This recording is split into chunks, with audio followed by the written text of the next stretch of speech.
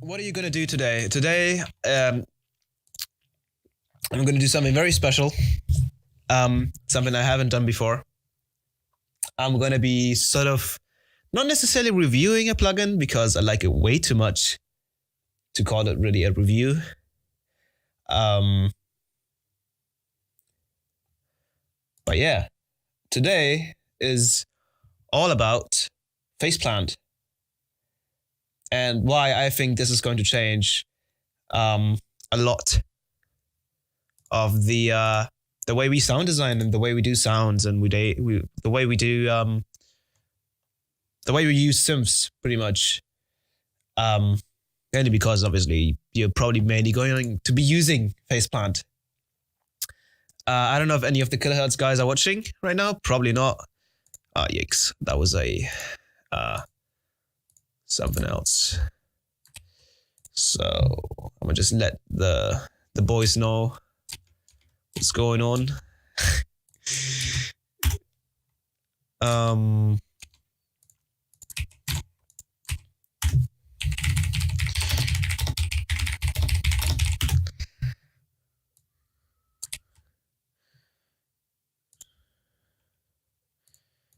Alrighty. I think we can get into the meat and bone of this. Got a couple of people in here. I'm gonna wait till there's a couple more so we can get into what this plugin is and what it can do. Because I think you guys are gonna love this. I've been experimenting with Phaseplant for the past couple of days now since it's been out. I've been waiting for it for a whole month. And it's finally out. There's some very, very minor stuff they need to fix, but for the most part, it is pretty much perfect in every single way I want it to be.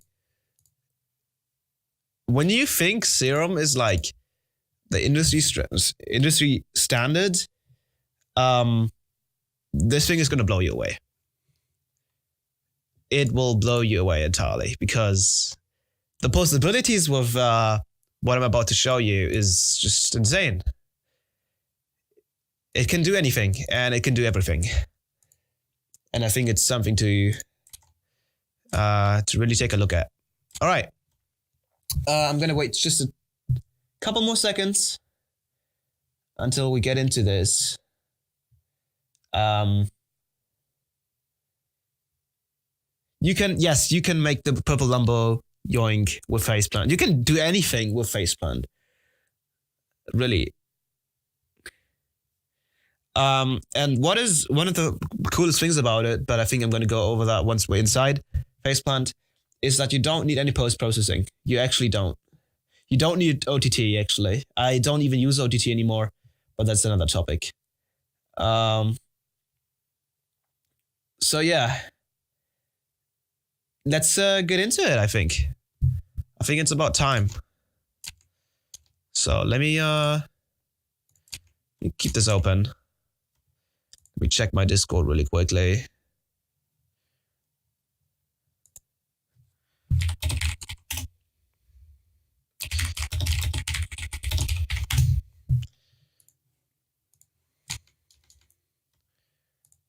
Let me check my Twitter.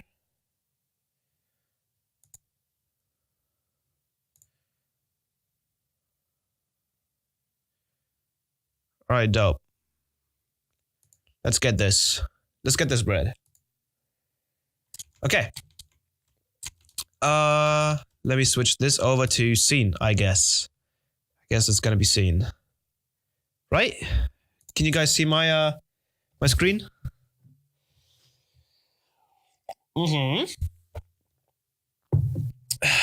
Was that? Did someone subscribe? What was that? Yeah, I think someone subscribed. I'm still trying to grasp the fact I can just watch this on YouTube and Twitch at the same time. Oh, yeah, it's pretty funny. Before starting, let me get a Capri Sun very quick. Okay, I'll give you a couple seconds. The name Nasco is better than Score. Absolutely. I don't like Score. Plus, it's a candy bar, so up the volume a bit. I'm a little bit quiet. Okay, that's important. Yeah. Well, okay. Is that better? I think that should be better, right? Am I distorting? Am I distorting right now? Or am I fine? Hello, hello, hello. Can you hear me? Sounds better. Awesome. Yeah, we want to make sure everything is loud and clear. Good. By the way, if I sound a little deep or whatever, I'm still a little bit ill. I've been ill all week. Now I'm loud and distorting. Okay, I'm going to turn down just a tiny bit since I don't want to distort. Is that better? Panda?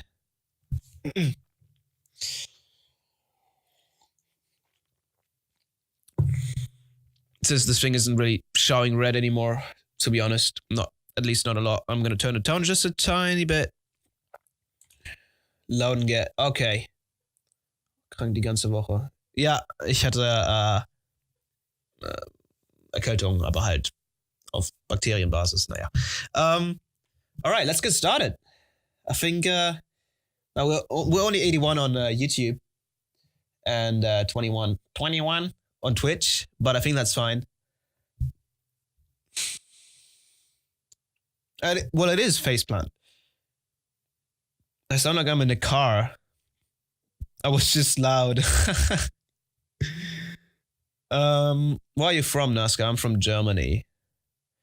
All right, let's get it started. So, the reason I'm making this this stream is because I want to share something with you that I feel like is really exciting. Really exciting. I'm going to open up a new media channel. Kilohertz have come out with a new plugin, a new synth.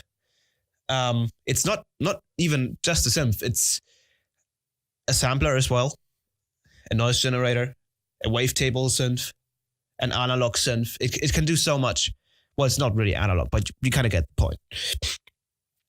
Let's get into it. So, just straight up, it's called Phaseplant. It's a VST. I'm pretty sure you can get it from Mac as well. I have Windows on my Mac, so I can get it anyways. But this is it. This is going to be the future of sound design.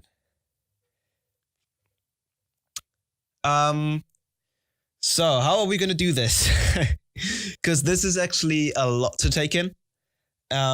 This might be a little bit more complex than say Serum, than say Operator or whatever. This is going to be a long hour and you're going to learn a lot because this plugin is very, very complex. But once you get it, and I still haven't got it 100%, it is amazing. And it is a KHS plugin. It doesn't say it here, but if I, for example, click on here, it is made by Kilohertz. So, and what's really cool about this plugin is, and this is going to be the first thing I show you guys, is this. It has an inbuilt phase invaders. And I suck at it. I'm really bad at it. Because I get very claustrophobic. So I kind of tend to not play this a lot, but as you can see, if you can beat the high score, I think that's an achievement already. Anyways, so this plugin is made by Kilohertz, which means that, as you may know, I don't know if you guys use Kilohertz plugins, they have a whole ecosystem going on. So these are all of the plugins right here. I have pretty much the whole package. And what's really, really cool about it is that they kind of work together. So for example, they have plugins called like Snap Heap, which pretty much lets you use all of these plugins right here inside of it. And you know, you can start layering these and doing some really cool effects, kind of like in a Ableton chain. But with Phaseplant, you have these new things, these new synths pretty much, and then you, on top of that, you have all of their effects, which is insane. And I think they're planning on adding Snap Heap and multipass as well. Hopefully, if they do, then this plugin will be unstoppable. But yeah, what toolkit version do you have? I have the ultimate one. I already had a bunch of the plugins when they released Phaseplant, so I got it at a pretty good discount. All right. So let's get started then. What the hell is this, right? What is going on here? It looks very confusing, doesn't it? So to put it very, very simple, I think we can kind of compare this with Serum, not necessarily because this is like a Serum versus Phaseplant fight, not at all. It's just because Serum is a very, very good synth. And just since you guys probably use Serum, it's a good way to show you where things are. So as you can see right here, this is the generator section. So you can have analog, noise, sampler, wave. So these are basically just all of your generators. These are all of your effects you can have. And down here, you can have, you know, your envelopes, your LFOs, and all that kind of good shit. So if I load up Serum, basically what you can look at here is that this section right here, this whole section in Serum, you know, your wavetables, your noise oscillator, blah, blah, blah, blah, blah, blah, is this part. Then you have your filter and your effects and all that good stuff, which is going to be this part. And then you have the LFO section and the envelope section down here, which is going to be this part. So pretty much what's really cool about Phaseplant is that you have everything on one page, just like in Ableton. While in Serum, you know, you can go over to multiple windows and stuff. And also when you go into the wavetable editor, Phaseplant does have that too, but in general, it's pretty much, you're going to be working pretty much all in one window, which is lovely. So let's just go over what generators this thing has. So the first one it has is an analog. This is literally like the first, one of the source synth generators that I'm going to use a lot. As you can see, it has 4 basic waveforms, which is a saw wave, the square wave, the triangle wave, and the sine wave. So this is very, very simple, but it's actually very, very powerful because what you can do is you can do FM, you can do PM, you can do all kinds of stuff. But I'll get into that in a second. So now if I play a song, I gotta activate this. If I play something, you can hear it works.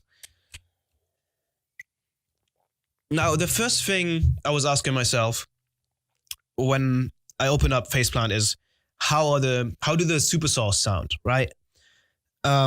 Because in Serum you can make amazing supersaws. You just load up a saw wave, turn up the unison to 16, and boom, you have an amazing supersaw. It's very similar in Phaseplant. I would argue it sounds almost pretty much the same. Serum has a little bit more smoothing in it for some reason, but it is very, very clean. So if I play a note and can turn up the unison up to 8. It's going to be mono, so let's turn up the spread. What was that?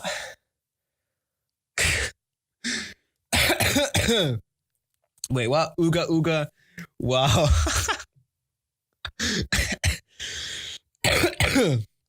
Oh, wait, you can't hear? Oh, you can't hear. Okay, let me fix it then. Properties. Let's see if this works. Let's make a single note. Let's loop this. Yeah. Now you can... Oh, that was a weird yeah. Now you can hear it, right? Works? Awesome. Good. Okay, so about the supersaws, let's just clear it up again. Let's just load up an analog and let's just play a single note.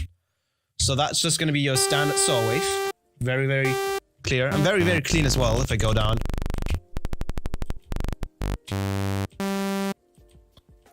And then you can turn up the unison over here. So it goes up to 8. Then you can turn up the detune and the spread. And one really important thing that I only figured out after a while is the phase thing here. Turn it up. So every time you press it. And you can hear it's very, very clean. Now, what you can also do is you can turn up unison on the whole thing. So if I turn up the unison on the master up to 2, it basically just duplicates the amount of unison that it already has. So now instead of having 8 unison, it has 16.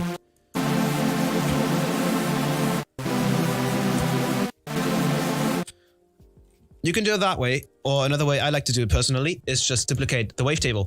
Well, the wave, the analog. So now we have 2 analogs pretty much, but both have 8 voices, and I can just maybe just slightly change the detune. And there you go. So that's how the supersaw sound. Now let's compare to Serum. Let's just get 16 supersaws. And as you can tell, pretty much sounds the same. So if you're wondering about that, yes, you can use this for very lush chords, very lush sims, supersaws, whatever. So it is amazing for soft sounds as well. Just to get that out of the way, since that's always something I compare when I use another synth. How do the supersaw sound? They sound amazing in here. All right.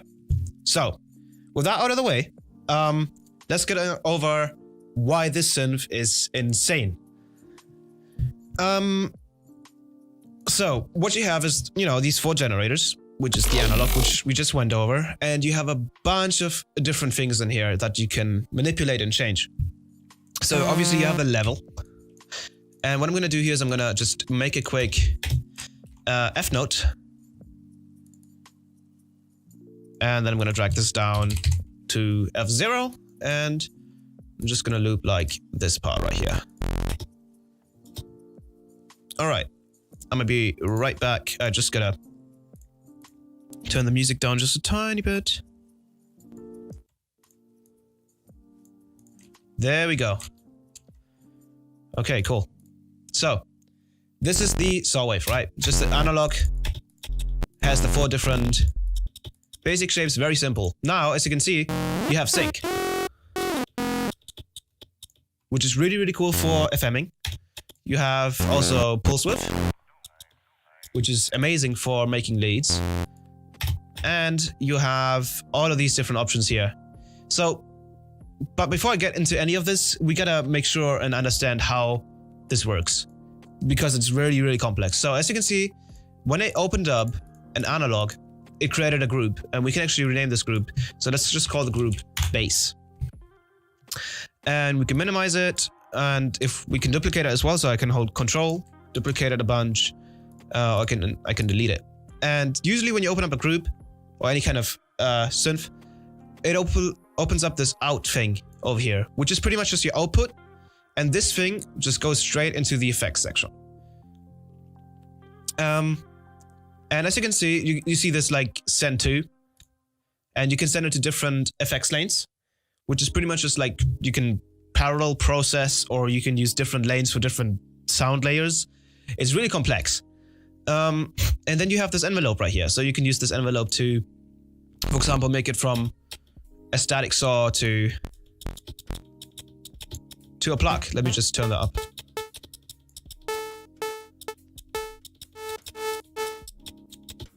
So that's how the envelope works. I don't personally use it too much. I don't think you need to, because there's a lot more possibilities here. But yeah. So, one of the major questions I had was, is this able to beat Serum? And the answer is yes. So what I was doing, for example, in Serum a lot when I wanted to make a bass, is I would load up a wavetable, I would load up a saw wave, then FM that, and then have my effects on it, like filters and stuff. And I actually made a little patch here, which I called bass. And this is just a little, I made this in like 3 minutes, just something that I made. It's just a simple bass. It was a little high.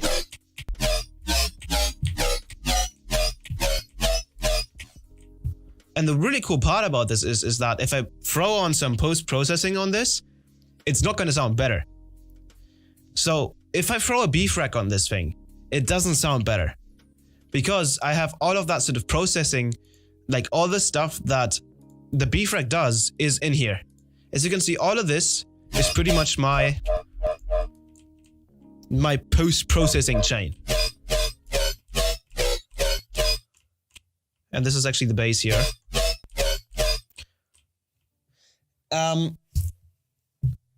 So that's just out of Phaseplant. And you know, I can go inside the LFO and change the way it works. I can make it bigger or whatever, or just smaller. I can do a lot of things in here. It is ridiculous. I can also, you know, make it faster. It's all possible. I also have a couple of other things. For example, I made this cool kick patch right here. If I play it higher. Which basically I'm using... I'm gonna turn this off. Actually, I'm just gonna do this. So I'm using one sample to create the transient. I could also synth the transient if I wanted to, but that just takes too long, really. Then I have another one, which is for the top end. So as you can see, this is actually going into this lane, this effect lane, and is being filtered. And which then goes into lane 3, but I'm gonna get over that in a second. And then I have the body, which is the kick body. And as you can hear, it's super, super clean. And I can just change it around in here. I can make it faster or slower. And I can change the length of the kick.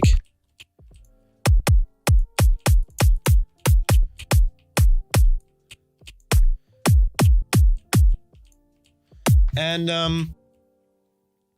that is just very simple patch, as you can see. But it all works inside of Phaseplant because it's so well done. The sampler, the analog, the everything about it is just well executed. And I think that's really important about this plugin. Then I also made a snare, which sounds like this. Oh, that's a little low.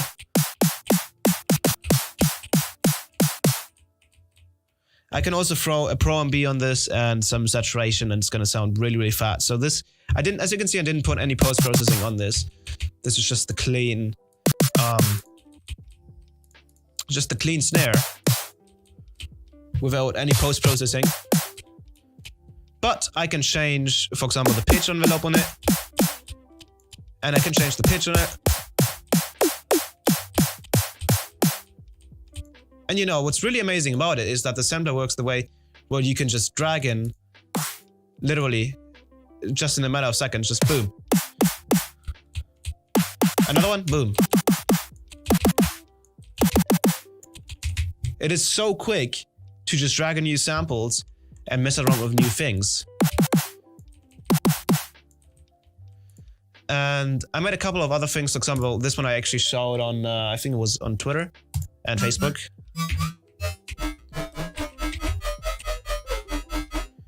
I don't have any post-processing on this one right now. But as you can see, this is also like a very nice sequence. I can also make this faster. And this gets really interesting in like different BPMs.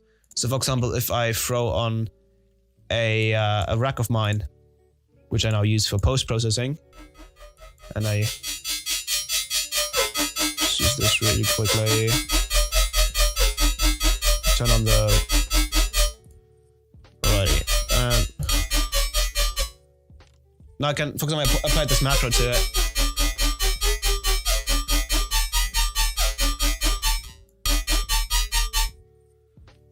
So yeah, that's really, really cool. And again, this is just me messing around with it for the first couple of hours. But yeah, that was some presets that I saved. And I also made a very, very interesting one, which I called Tesafilm oder Minecraft Skelett. And this is in German. Basically what it means, it's either a skeleton or a, let me look it up in a second, a Scotch tape. This patch is ridiculous. So basically what I did in here is I made a subnode. I'm gonna make this longer. I'm sorry, meters, if you're watching, I'm not using LES right now. I know, I should be ashamed. So, if I play this, what I did is I have a sine wave going on here. So basically, this is pretty much ProQ, but kilohertz's version of it. And the fact that you can use this inside of Phaseplant is ridiculous. But what I did here is I did my custom EQ, as you can see.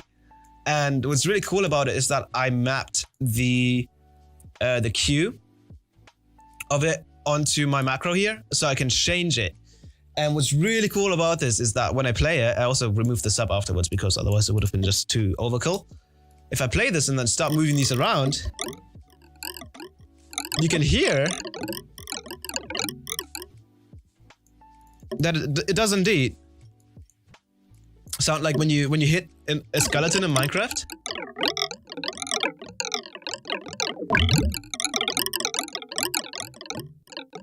I don't know if you know that sound, but if you hit a skeleton in Minecraft, it sounds like all of the bones are like clashing together.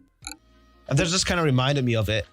But what's really, really cool is when I start messing with the cues of all of these. Just listen to the sound.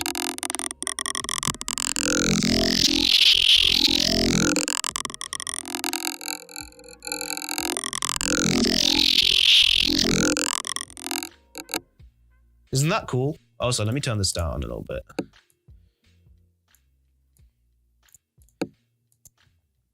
And again, I can put it somewhere else and then... And that little sound there, it just reminded me of a Scotch tape for some reason. So that's why I called it those two things. But yeah, so that was another cool, fun preset. And they have a bunch of like really interesting effects presets here. For example, this one they actually showed. Where's it at? I think it was dial-up, I think it was, yeah. So you press one note.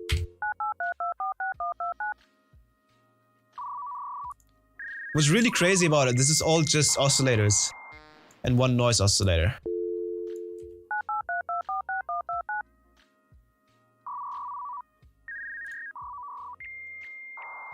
That is just insane to me. They also have like a train, which is really, really cool.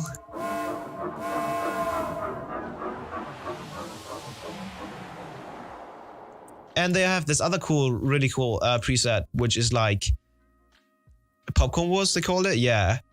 It's really funny.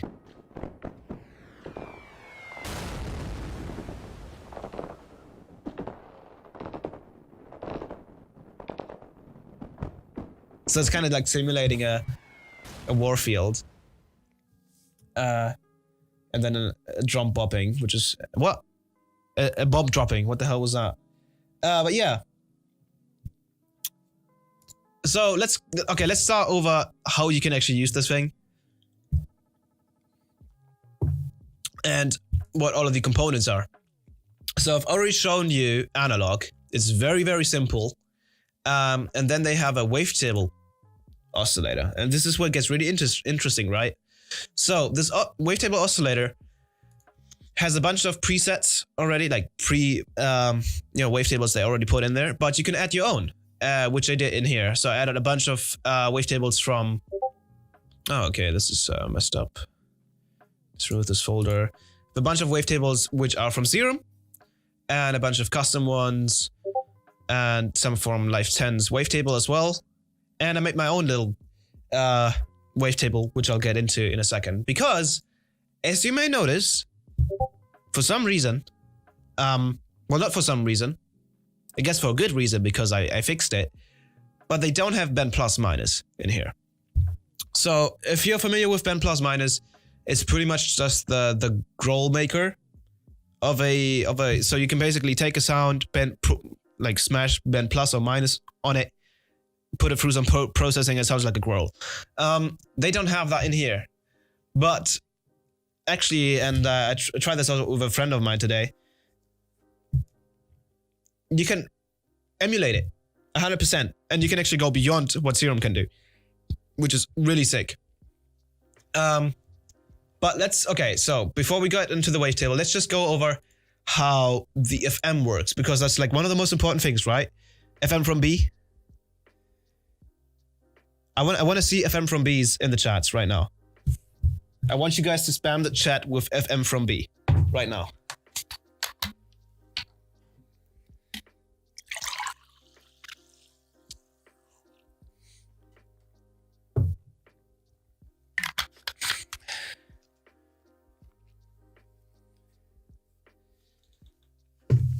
Right, you all know it, right? You all know this. You all know FM from B, right? It's like the pinnacle of the whole industry. You don't need talent. All you need is FM from B, right? You don't need years of dedication and work. Here you go. Have a little bit of this FM from B.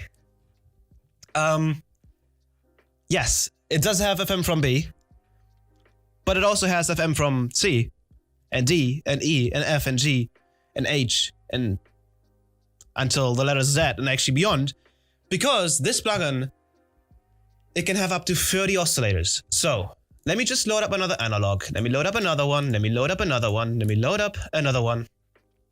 And let me actually just make this group smaller, and let me just duplicate it a couple times. There you go. It is ridiculous. Look at how many oscillators we have in here. And we can FM all of these with each other. All of these. Now, this isn't even the crazy part, right? So you'll be like, okay, well, these are just normal operators. FM can do very similar stuff. Yes, it can. But can it do this? Can it do this? Can you have like 30 wavetables? Okay, I kind of messed up here because I was duplicating too many. Oh, it's loading them in actually. You get the point, right? F for CPU. So, with that being said, just showing you this, I think, is gonna make you realize what the fuck this thing can do. And we're gonna start off with the analog though, because I feel like it's a little bit more simple to understand.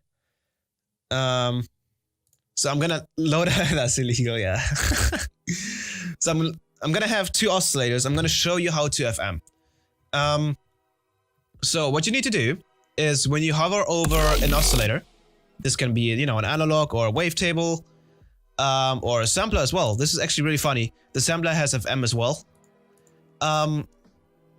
So the way you can do it, very simple, very fast, is you have this little plus sign down here. So when you hover over something, you can see this little plus sign, and you can press it, and then you can start modulating things.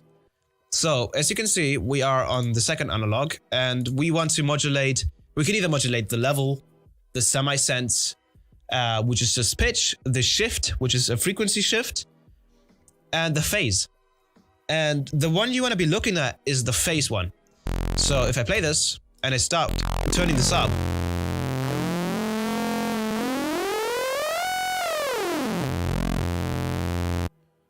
it does that. And then obviously we can go ahead, either turn up the sync or just turn up the harmonics.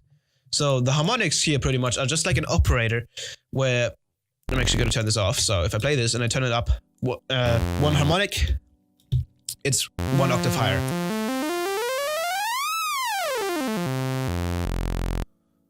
What you can also do is just turn up the semi-send. But I feel like the harmonic is faster. So what I'm going to do is I'm going to FM.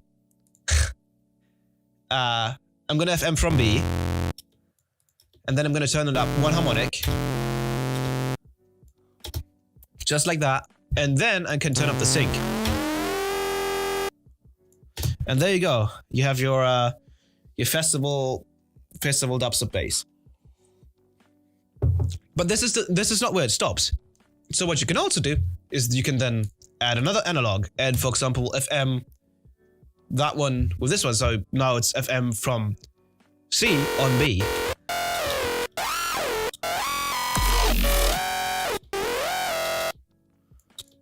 And we can mess around with that one. So we can turn down the sync on this one.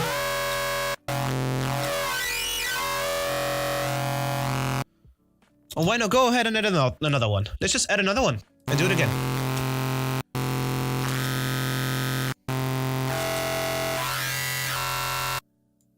And basically what we have here now is operator. So if we load up operator, which I don't have in my favorite plugins now. What a shame, huh? It's pretty much the same thing. So we have oscillator 1, then you have 2, 3, and 4. It's the same thing. And you have the same thing here, but obviously you can use a lot more operators. And another really cool thing you can do in here is you can do separate subs. So if I go ahead and load up another group, then I'm going to load up an analog and then another output. We basically have another synth, which is really cool. So now I can, for example, have our one bass, which sounds like that, and I can have the second one, for example, be very high up. So we can add very nice harmonic layers to it. Or we can use it as a separate sub. So we just switch it to a sine wave, and we have a nice sub to it. What we could even do is we could add another analog, use another sine wave, turn it up, say a harmonic, then put that onto the phase, and as you can see, just makes that sub a little bit more thick, which is really nice.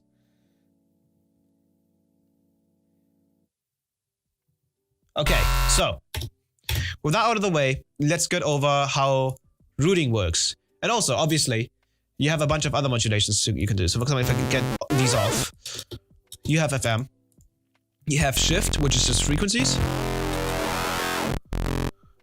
which is kind of weird. It does kind of what FM does, but very differently. If I switch this to a square wave,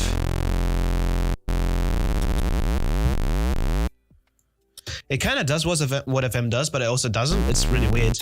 But it can create some really cool effects. For example, if we go ahead and choose a square saw wave for this one, and we use a square wave for this one, and we start shifting it, you get that sound.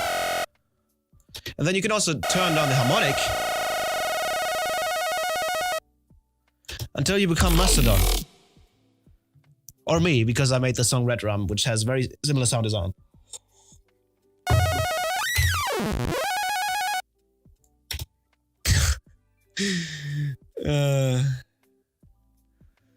Alright. And then it also has semi-send, which is kind of the similar thing. And then it has level, which is pretty much AM. And what that means is it's pretty much ring modulation. So if I start taking this down, you can hear it's like an LFO. It can be useful, for example, if you use it with a sine wave and then you apply it to the level and then start turning that up like crazy. You can get some really cool layers. But yeah, so that is the oscillator section. Obviously, you can do all of this with a wavetable. So, for example, I can get, say, any kind of whatever wavetable I want, get an analog, put that on the face, and then turn that up, and then boom. Now this sounds kind of ass right now because the wavetable is not squarified, which I'll get to in a second as well. I can try and just load up a different one, maybe one of these bass tables actually.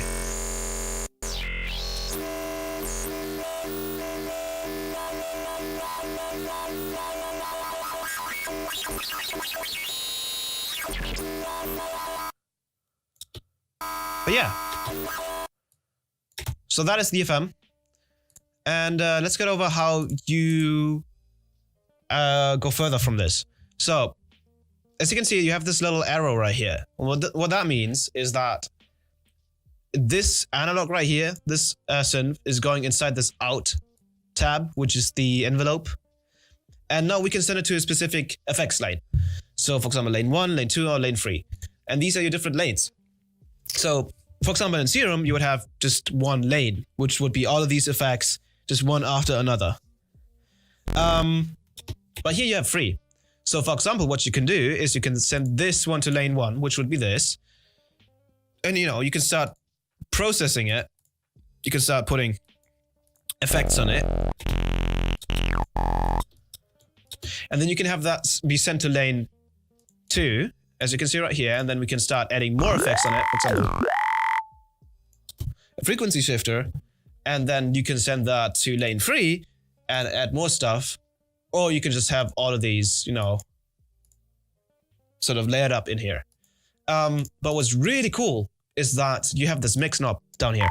So what you can do is you can create really nice, for example, top end layers. So if I add a pitch shifter, for example, turn off the correlate, and turn this up 12 semitones. Duplicate that, for example, turn on the mix, do that again. Let's keep the correlate on. Do that again. We can mix that in. Now it sounds pretty ass right now, and I know. But on the actual bass, for example, this bass I made right here, it works very, very well. So I have this bass here. And if I turn on the mix,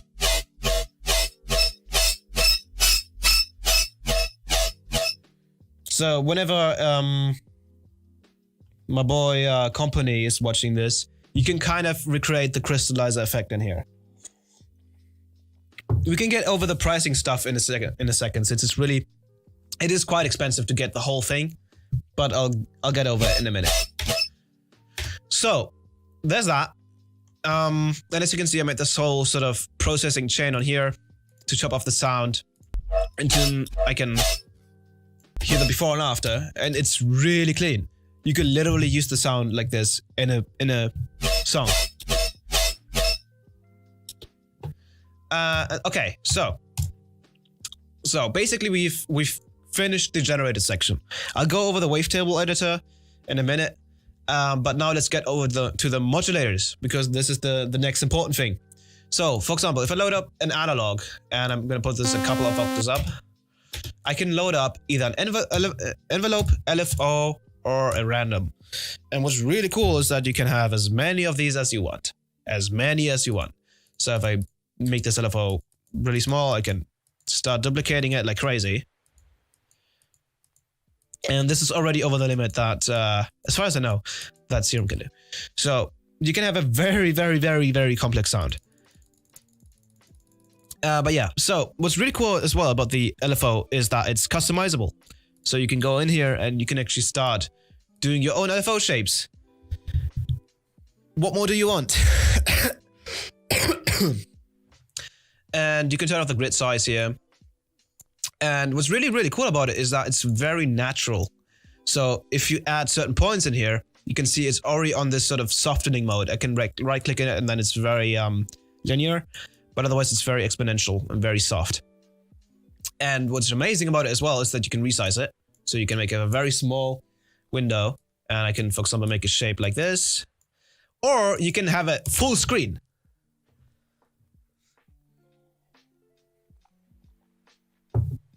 Which is great.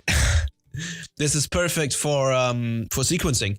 So I don't want it to be as big as that, but if we make it, for example, this big, and we turn the grid mode on again, we can start putting, for example, points on these little things down here, and we can change the axis as well. And you know, we can make our little sequences. If I can move this, please. Let's put this back to 8. There we go.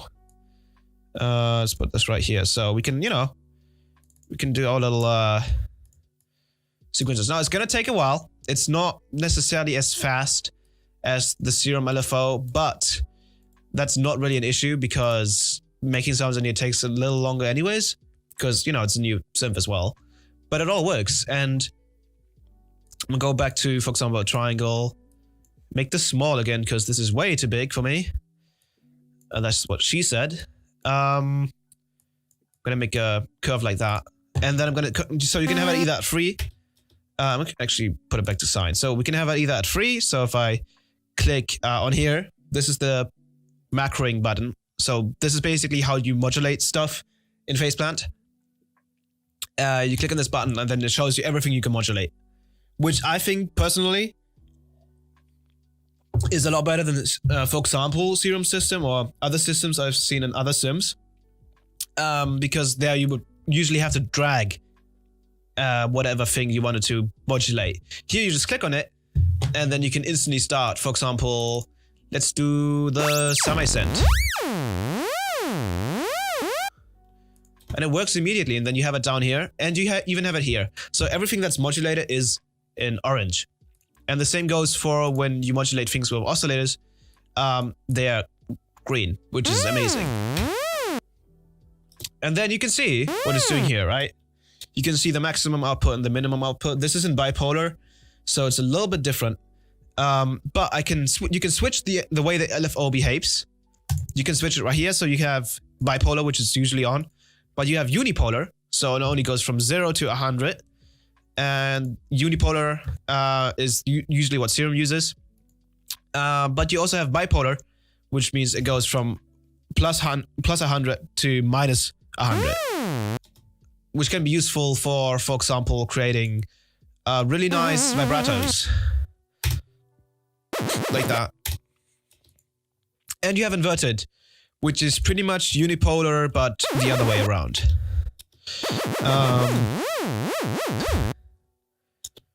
Unfortunately, they don't have this LFO system in Snapheap yet, but I think they're probably going to do that at some point. But yeah, so the next thing is you can switch it from free to sync. So if I go ahead and make a normal looking shape that I would use, like this, that works, and you can make it faster. And you can put it to unipolar. And you can change the phase as well. So if you want, for example, a quick ramp up, you can switch it to a saw wave and then turn the phase all the way to the left, and then you have a nice back effects. And then let's go back to triangle and let's make this little shape again. And then you also have retrigger, very self-explanatory. If I press a button, it retriggers. If I turn it off, it keeps playing. And it has this one-shot mode, which is pretty much just like Serum's envelope mode. So you press it one, and it only plays once. Which I actually used in creating these drum sounds. As you can see, they're all in one shot. So it doesn't loop. Because that would really mess it up. As you can hear. But yeah. So that is the whole section right here. And another cool thing you have is the MIDI section and the utility section. So for example, I can go to Note, and what's really, really amazing about this is that, for example, I can use a resonator. As you can tell, it's not following the notes right now.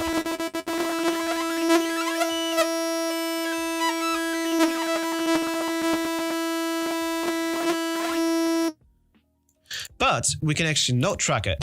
So we click on this little plus here, and then we do 100%.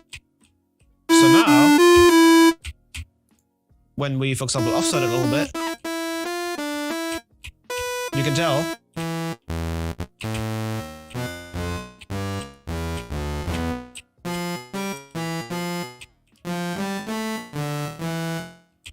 and this is amazing because this means that you can create really, really cool sounding basses that that pitch with the notes. And another little fun fact. So even now you could say, well, this is great and all, but Serum still has all of these cool filters, right? Like Serum still has like the comp filter, all of the comp filters, and like the reverb filter. And yes, Phaseplant doesn't have the reverb filter. It also doesn't have the comps filter with the S, but it does have a comp filter, which is still absolutely amazing. Now, it has kind of like two comp filters. It has this comp filter, which is really cool as well. I like it, but I personally don't use it too much. But it has the resonator. And I've actually asked them about this on the Discord, and someone pointed out to me, this is the resonator, even though you would think, okay, this is just a resonator, it's actually a comp filter, which means that this you can use for bass design. So what happens here is, so this is kind of like difficult to understand maybe. I'll load up a Serum. So this is maybe a little bit easy to understand.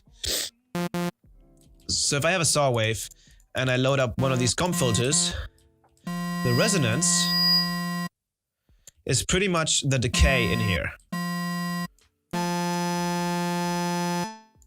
And the intensity is kind of just like the mix, kind of. It's a little difficult, but it's sort of similar. So if you want more metalliciness, you can turn this up. And if you want a nice tail, you turn on the decay. But what's really cool about it is that, as you can see, for example, in Serum, you have comp plus and comp minus. Now, in Phaseplant, you have the same thing. This is pretty much comp plus, and this is comp minus. And if you do, so another quick thing to point out, as I'm just noticing this, if you look at the bottom left, it'll usually tell you what things are, as you can see right here. So that's really helpful as well. Just a little side note. So as you can see, if I go over to the saw wave, it says resonate on all harmonics. And then down here it says resonate on odd harmonics. So now we can make anything a very metallic sound, which is amazing. And I actually used that in this bass patch that I made. Whoops. If I turn it off, it doesn't have as much.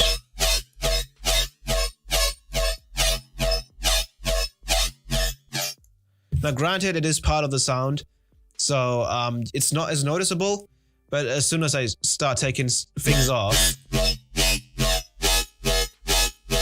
you can tell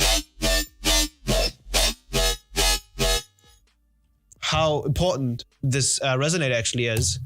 But yeah, just as a little side note. So that is the modulator section. You have pressure and velocity, so you can do all of that kind of good stuff.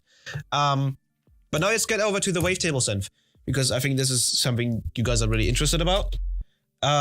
This thing does have a wavetable editor. Let me just drink something really quick.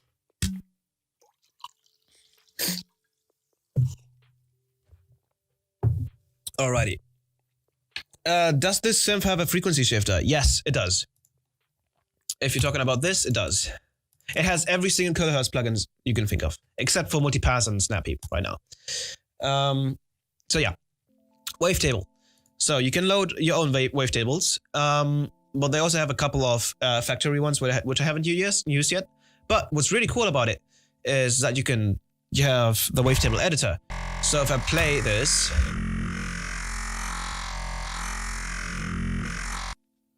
you can tell it just works. It works just like Serum. You can also, you can go through the wavetable. It all works. But you have this wavetable editor, and it is actually really, really good. And it's not really easy to understand, unfortunately. It took me a while to really grasp what this thing can do, but once I got it, it's really amazing. And so, yeah. Anyways, one of the questions I had when I got Phaseplant was, can this thing do squarify, right? We all know, we've all imported whatever kind of sounds into Serum and then squarified it so we could use it as an FM bass. We've all done that, like, come on. Yes, you can, and it's actually really brilliant. So what you can do is you can select certain parts of your wave table over here, which is nice and all. So you can actually affect different parts differently, but you can just select all of it and then you can go to effects. And these are all of the wavetable effects that I have in here. And I think the emphasis inside of the wavetable editor was to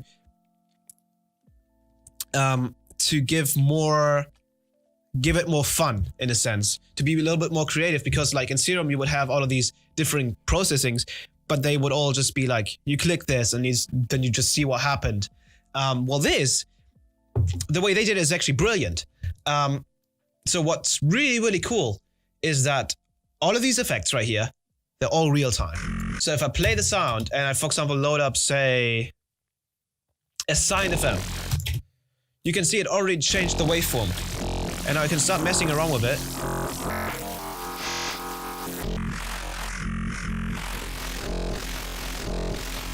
Maybe mess with the phase, with the overlap. Oh, that sounds nasty, right? And you can even mix it in. How crazy is that? Just click done and you're done. So it is real time, and what's really cool about it is that you can mess around with effects and see if they work. And what's even better is that when you load up a wavetable, it does the same thing. So when you play a sound, and I load up a different wavetable, it'll preview that for me.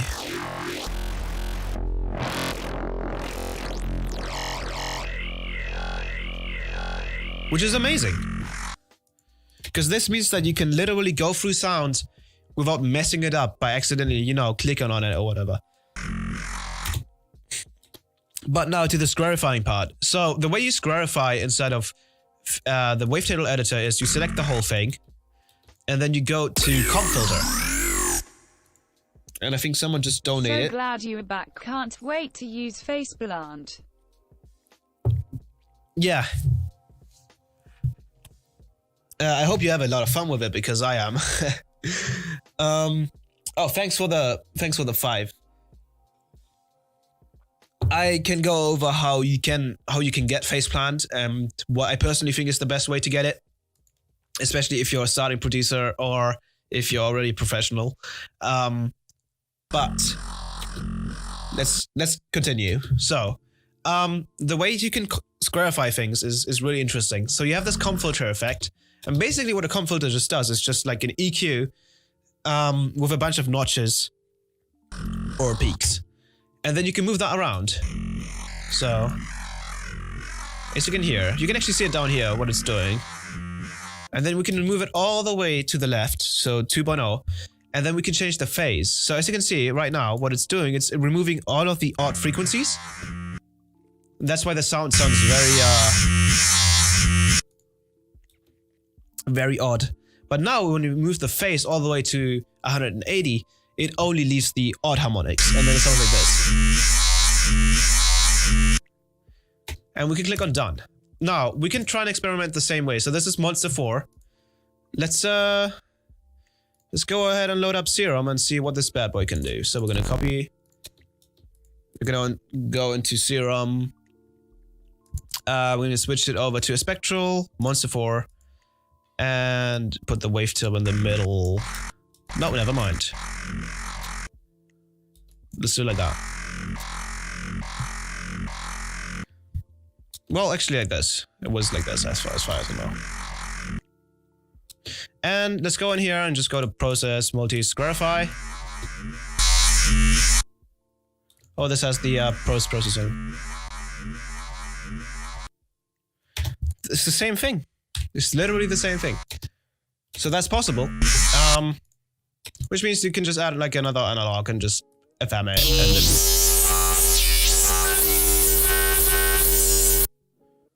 that works, which is amazing. But yeah, so that's the wavetable editor. There's also a very, very sick importing feature.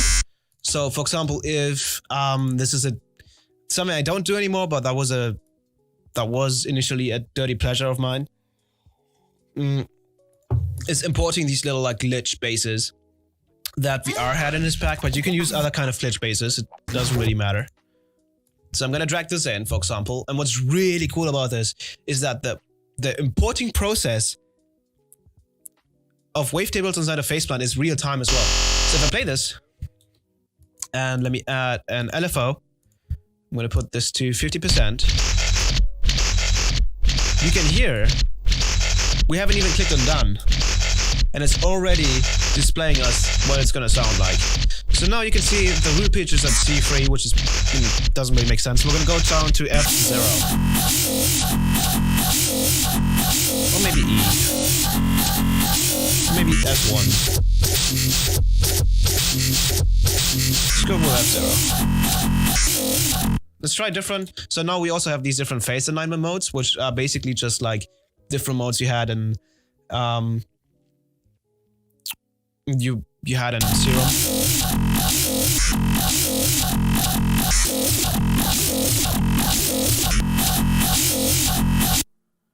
I personally like the lock all one because it's very even though it's very grainy, it makes the wavetable very, very clean, which I can appreciate. And then, what you can also do is you can pitch bend it from one side to the other.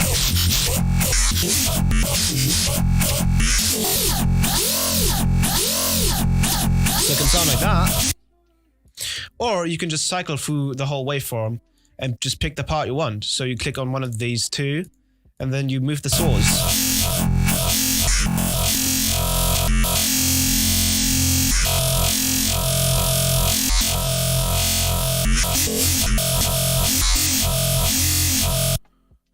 And what's even crazier is the fact that you can mix this in with the original wavetable. So when I move this one around, you can see this is still the original wavetable we had. So we can say put this over to the middle. And now you can hear both wavetables in one. And we can hit done. And then we can also hit normalize. So we have two different wavetables in one, which is great. And then there is another feature that I'm going to go over, which is the crossfade tool, the morphing tool actually. This one is great. Basically, it's basically like crossfading in Serum, but not necessarily made simpler, but made with more control. So what we can do, for example, and I think this is a good example, is when, so this happened to me, when I loaded up the analog basic shapes from Serum, they look like this. Now, if you remember, they do not sound like that in Serum. If I go over to Serum and load up the basic shapes, actually, never mind, these aren't even crossfade. Actually, yeah, no, everything's okay. This is exactly the way it's supposed to be. But in Serum, you would just hit crossfade, and then it would smooth in between these, right? So crossfading in Serum is pretty much done over the whole waveform. But in Phaseplant, it's a little different. If you want to crossfade over here, what you need to do is you need to use this morphing tool. And basically what it does is it creates these 2 points, and then these are basically your points you want to morph in between. So this one is, for example, at frame 1, which is the sine wave. And then we can move this over to, say, this square wave. And then it'll crossfade in between those 2 waveforms. But what we can do is we can crossfade from the sine wave over to the saw wave until it hits the saw wave. So you can see it change here. And then we can add another one, which now goes from the saw wave over to the triangle wave. And then so further and so forth. So let me just go over here. Go over here and boom, and just hit done. And now we crossfaded between all of these different parts. And this is great because this means that if you have different wavetables, if you import wavetables, for example, I'm gonna just import this and have it like right here. Let's go with an F0 again.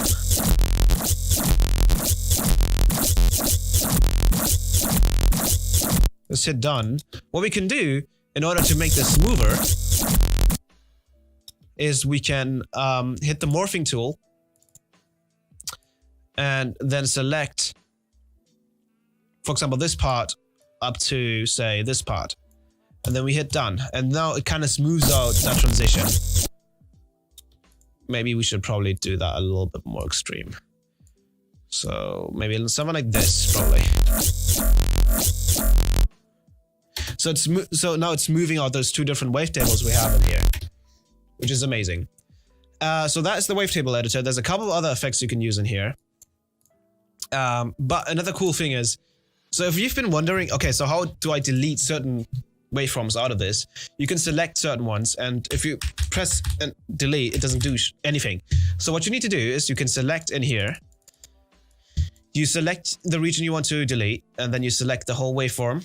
And then you just hit delete, boom, and it's gone. And I haven't even gotten over the actual waveform sort of editor or like pencil. So you have this pencil tool, which lets you create your own waveforms in a very natural way, as you can see. And you can even mix it in.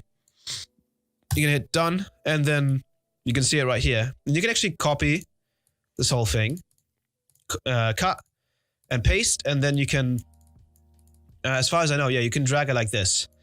And what's really cool, as you can see right here, is once we drag it over the existing waveform, we can mix it in there. So it automatically crossfades for us. So we can hit done, and now we have this waveform that kind of just crossfades into this other one. It's very, very complex stuff. I don't want to get over it too much because it's a little boring. But yeah, that's the wavetable editor for you. Now, one question I had, and that actually got unanswered, which is fine because I figured that out myself, is as you can see, if I load either if I load up either the wavetable or the analog, there's no bend plus minus. There is no bend plus minus, which I personally always used for growls. But luckily, I figured out how to actually recreate the effect with FM. I had a friend of mine help me a little bit, but I figured this out. So what you need to do is, we'll download this one waveform or wavetable I made. So I made this custom wavetable. So I loaded up another wavetable. So let's just load up like a spectral waveform. So I loaded up. So you need to load up another wavetable, and then pick my bend plus minus waveform. And as you can see right here, if I move this over, it's this really weird waveform. And what you need to do is you then need to phase modulate this monster one.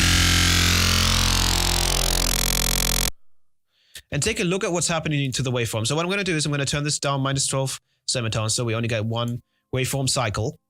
And I'm going to push it back up. Oh, wait. So that works. Okay, never mind. I'll just do it like this then. Okay. So now we have one waveform cycle. And as you can see, if... Actually, you know what? Let's just load up a... let's load up the analog basic shape.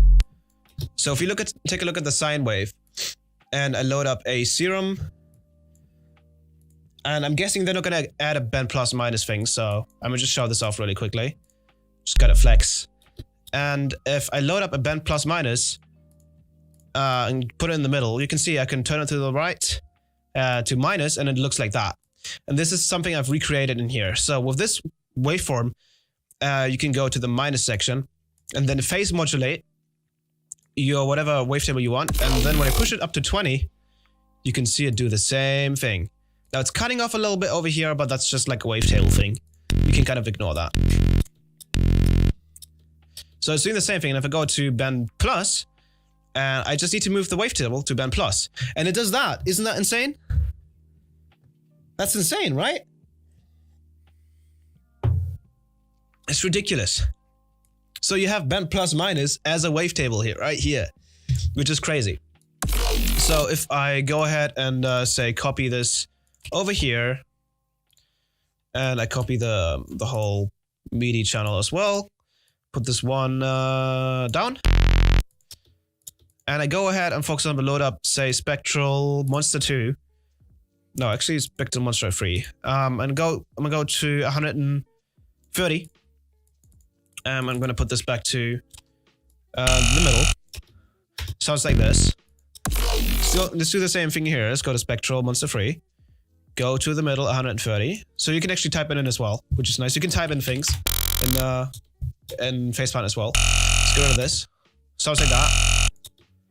Pretty much the same thing. And then let's just turn the bend minus all the way to the right. So it sounds like that. So let's just apply the phase mod.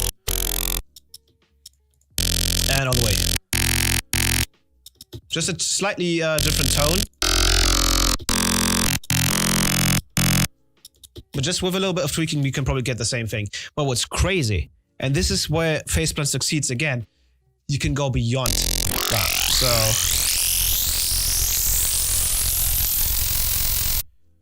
you can do that.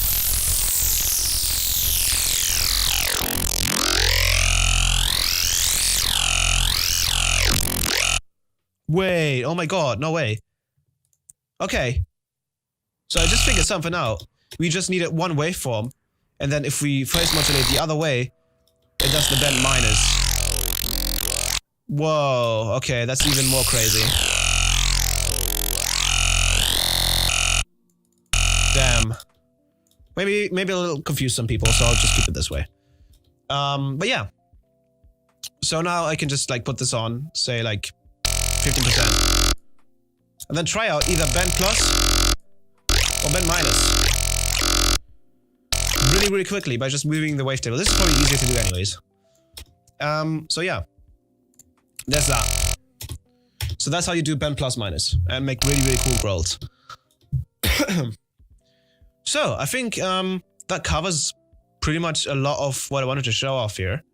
I'm going to be making a patch in a minute, so you guys can see what the process would look like. But another really cool thing that Phaseplant has for itself is the sampler. And if I load up, for example, let's just load up like a vocal sample. Just go over here, just use one of these current ones.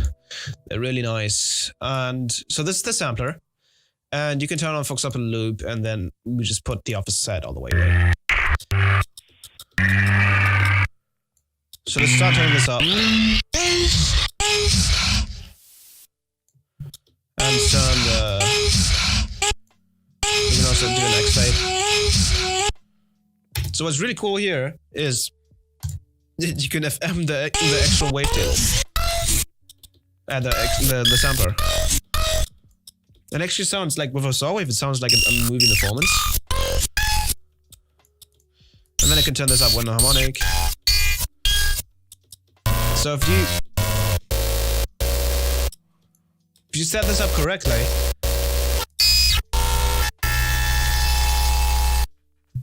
you can make some really interesting sounds using samples. And now let's just go through.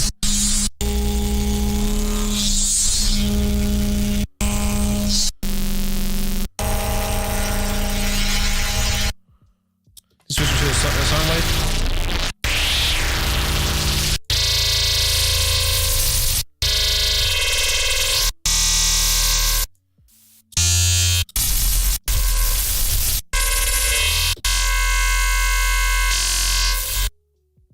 That is really, really cool.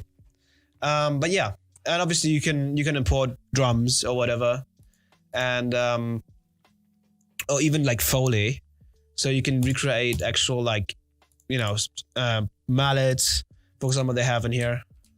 Let's see if we can play this. Whoops, that might be a little bit too much. Pick a different one, marimba, for example. Not sure if they're using a sample in here. They are.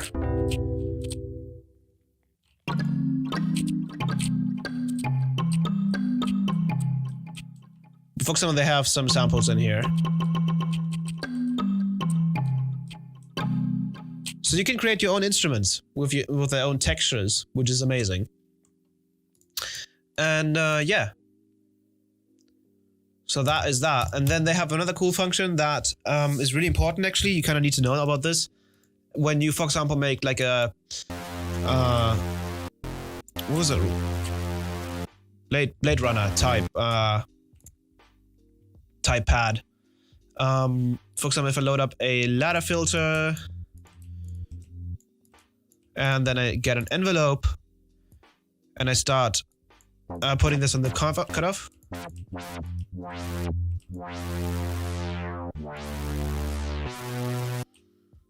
Let me turn off the detune. Turn on the resonance. There's an issue. If you try and play multiple notes, the envelope doesn't re-trigger. So what you need to do is you need to put the actual lane to poly.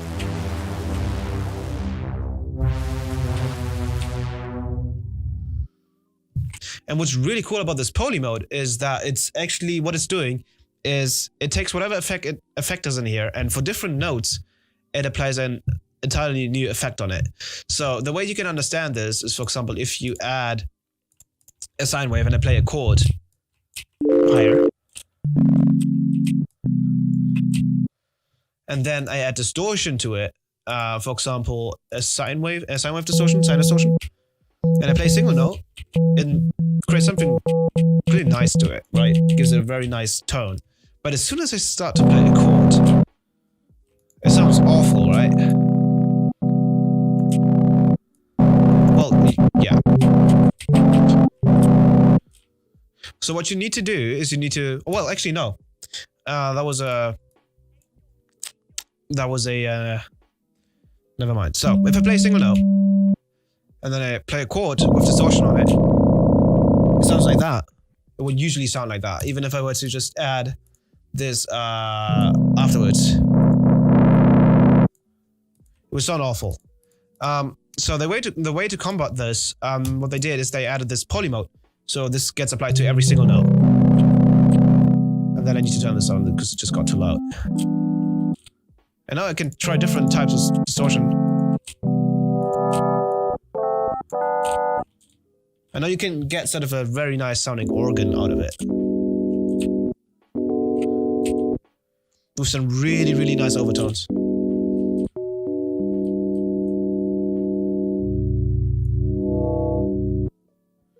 Which is amazing. But yeah.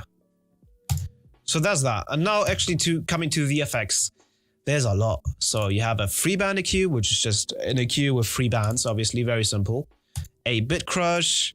You have a carve EQ, which I personally don't use as much, but it's pretty much just, it allows you to draw your EQ curves. I can actually start turning up the music again a little bit. Wait a second. I'll be right back.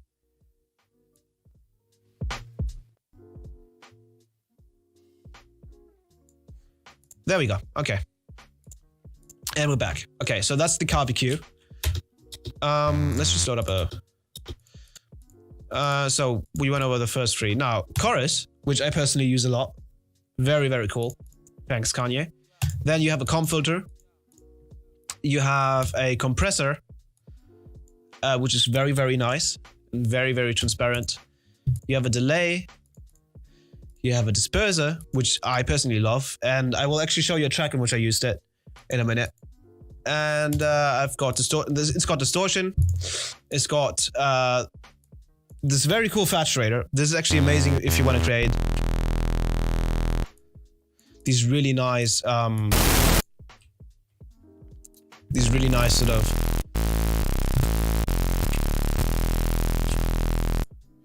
super saw, deep saw layers. It's got the saturator. It's got an ensemble, which is a new effect of theirs. And basically what it does, it's just like a post unison. And this is really cool because like, this is an effect I've been always wanting. Like, why doesn't someone just invent an effect which does unison but in post? So you can turn the voices up to 16 and then turn up the spread and then turn up the detune. You get a very nice sounding chorus effect. Well, it's not a chorus effect, like a unison effect. It does sound kind of chorusy. Then you can change the motion of it. So as you can see, these points are moving around, which looks really, really cool. Then you can change it to a sine wave, and then it just looks like a Saturn ring.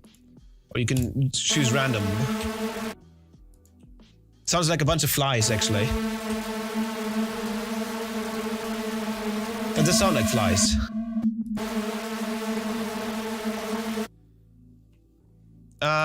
Whoa, that was actually kind of scary.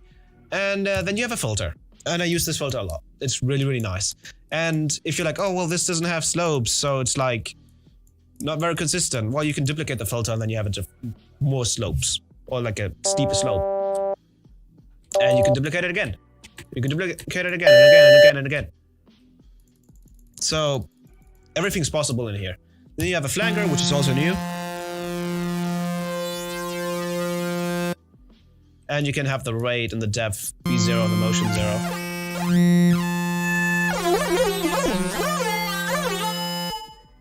So that's really, really cool. You can be hero bust. Then you've got a formant filter.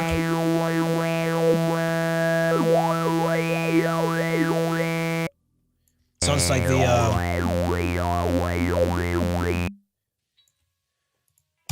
this like one Moog plugin. And then you have a frequency shifter. I personally use the frequency shifter if I'm just too lazy to make recess, so I just turn this to a sine wave and move it up just a slight bit. And then just distort it. And then just add a little bit of noise to it. And boom. Let's turn this down just a tiny bit.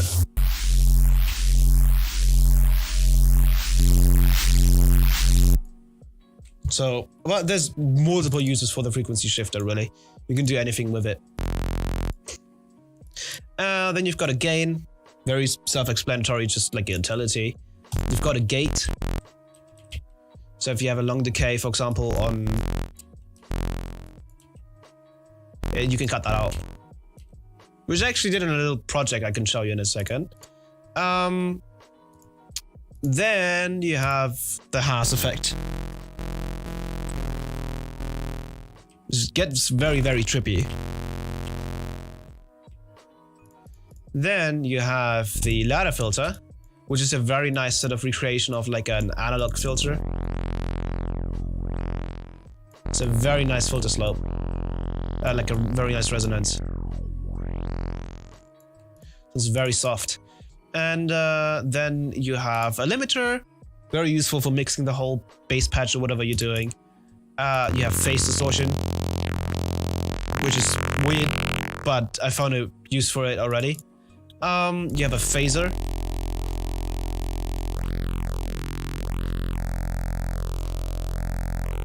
Which is dope. So you can make Skrillex scrolls.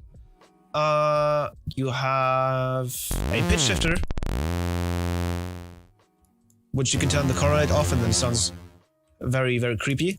You have a resonator, as I've showed you already, which if it's put very low, creates a very nice metallic sound to it. Then you have a reverb, which is good, but sometimes I feel like it's a little bit too, yeah, I guess what this reverb for me personally was missing is a chorus onto it, since I like to use the Valhalla Vintage verb, which I absolutely love, and it has a nice chorus effect on it, which makes it just a little bit more smooth. While the reverb, it sounds okay, but it's too clean. And this is where like I would want something like snap heap or like multipass, where I can make a sort of as a chain a reverb that I can then filter and all that kind of stuff. And then you have reverser, and this one is really weird. It basically just reverses your signal.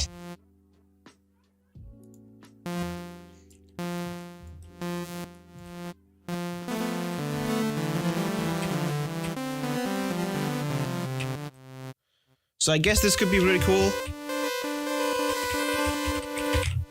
but it's hard for me to figure out when to use this.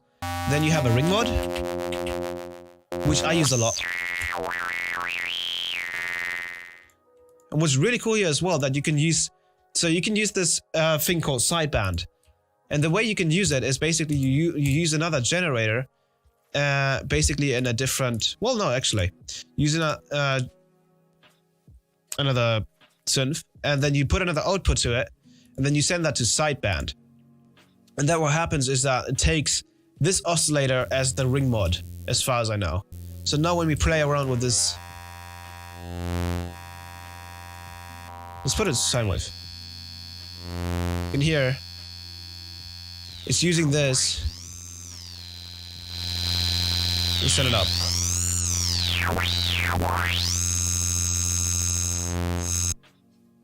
As the ring modulator, which is really, really cool. And then you have the Slice EQ, which is so good. This thing is so useful. And as you've seen already, I created this really cool patch with the Minecraft skeleton thing. But what's so cool about it is that this is pretty much just Pro Q, but from kilohertz. So what you can do in here, you can add certain filter types, and you have this section here as well. You can add resonance to it, and it has this like nice magical sort of, just like in Pro Q pretty much, where you can add peaks and just remove things. And this is super, super useful. And you can also add notches, by the way, which is nice. What's super, super useful about this is that this is for mixing purposes as well. So when you have a bass and it has too much high end or too much, or like no low end, or you want to cut out the low end, and add a separate sub, you can do this. But what's as well useful is, for example, if I add a low pass and turn up the slope and turn up the resonance, you can actually, for example, load up an LFO and modulate the cutoff in here. And you can tell it's extremely clean. So what we can do is we can add, for example, a high pass and put it to around the same. So this is 240. So I'm going to type in 240, turn up the filter slope, turn up the resonance. Let me turn on the filter slope a little bit. Turn on the resonance just a tiny bit. Zoom out a little bit so you can actually see it.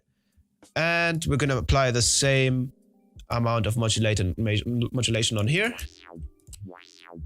Now we now have a very, very clean bandpass filter.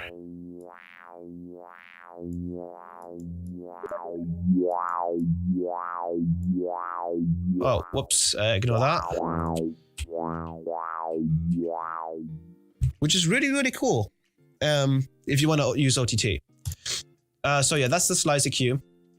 Then you have stereo, which is a very nice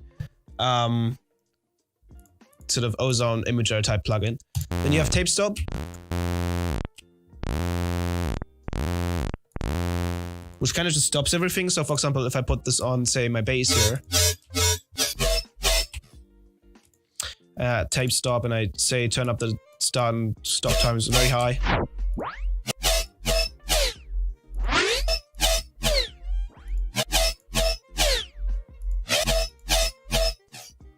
It can do all that kind of stuff. We can turn it up like to a crazy amount.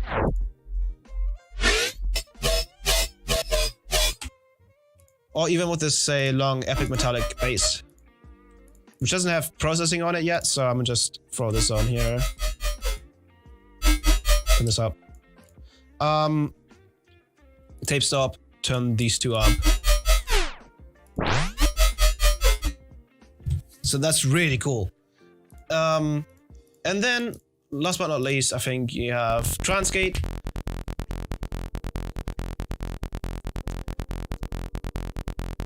If you want to use it, go ahead and use it. Then you have Transient Shaper, which is also amazing for, you know, making drum patches.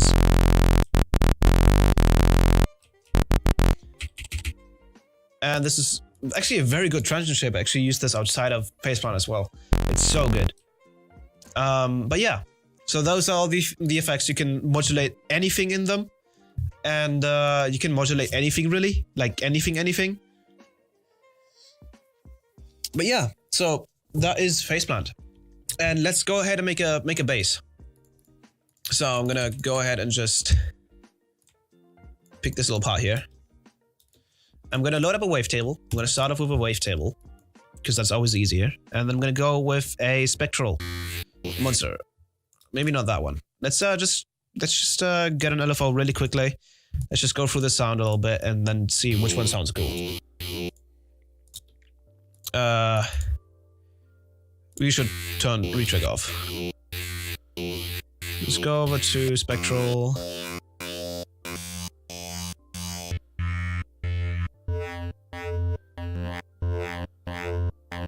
This one sounds pretty cool. Okay, let's go ahead and go in here and just squarify it really quickly. So we're going to grab a comp filter, turn this all the way up, this all the way down, and click done. I think yeah, okay, we're still too high. Cool. Okay, great. So with that being said, let's grab a LFO and start making our actual LFO. So I'm going to switch over to a triangle. Oh, by the way, you can resize everything. So if you have a big screen or a small screen, you can resize this thing. And let's go ahead and make a very simple shape. Maybe something like that. And let's put it to sync and unipolar. And I'm going to do it like this because I like this more. Okay. Now, the first thing I'm going to put this on is I'm going to put this on the level. So I'm going to put this to 50%. We also have a master output here, so I'm going to just turn that up for now. Nice one. Okay. Now, what I'm going to do now is really, really cool. So you can duplicate anything inside of Phaseplant by holding control while trying to move it. So we're going to hold control and we'll move it. And now we have another one. Now I'm going to switch that over to a saw wave, change the phase, and then put that to 4. And let's apply that to the wavetable. And probably turn off retrigger. 4-4. Wait, still. Oh, okay. Yeah, no way. Let's do it like this.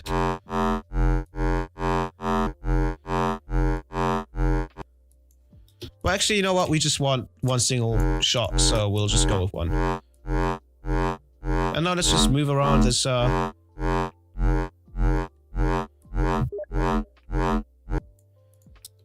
sounds nice. All right, cool. Now, the next thing we're gonna add is an analog, and we're gonna start FMing. Turn this up 1 octave. And now here comes the really cool part. So this is the part where I'm like, okay, this is where Serum would be really, really nice, because what Serum can do is not only FM, but also have control over the amount of FM with an LFO. You can do this here. So anything that is being modulated by something, you can then modulate that modulation, which is kind of crazy. So what we can do, now that we've put FM on here, we can click on this plus sign on our LFO, and we can apply this to our FM. So you can see this this yellow knob here, or like point. We can click on this, and now you see the analog right here. And we can click on plus, or we can also modulate the phase offset, but we don't need that. So we're gonna click on the analog 21, boom. And now what it does is it modulates the amount of FM. So if we take it off, it just sounds like that. And now it turns it up and back down, pretty much. But what I'm going to do is I'm actually going to duplicate the LFO and then apply that again. So we have a little bit more control over the actual FM here. And I'm going to keep it up. And maybe move it like that, yeah.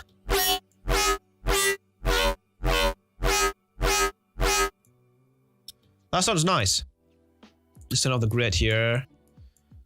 Move this up a little bit. So that sounds pretty sick already. Let's pick a different wavetable, because I don't like this one too much, actually. Yeah, that one is nice and gritty. Let's apply the comb filter. Boom, boom, boom. Yeah, that's sick. So just turn it up a little bit. And you can tell how clean it is.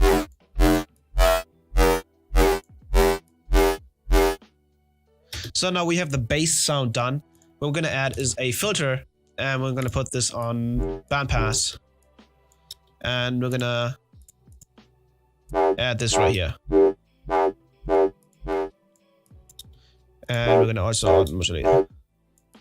Now, what we could do, and I'm just going to do this because it's quicker, I'm going to activate some post-processing. Because it's just quicker, not because I need to. You could also use post-processing inside of, well, it's not post-processing, but you could just use things in Phaseplant, which you can also do later on.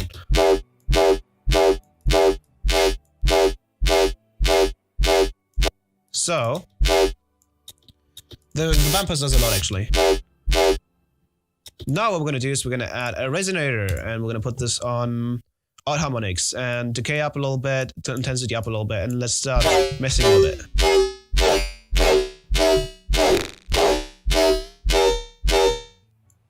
And let's put it before the filter. Very nice. And since we're funny today, we're going to add another one afterwards. And just mix it in. And I deleted the other one because I'm stupid. Great. Great.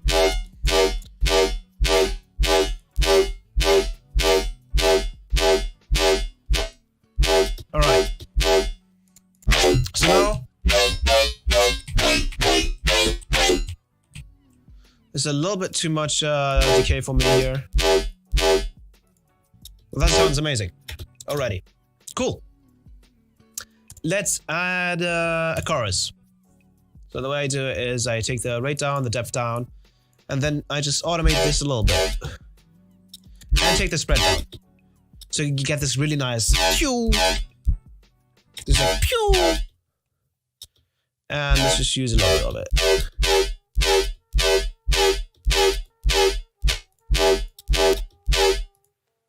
Just made it a little bit smoother, you know? And now we add this other chorus, and I've actually kind of heard this in a lot of like VR spaces. If you turn off the rate all the way and turn on depth, you get this very nice movement to it.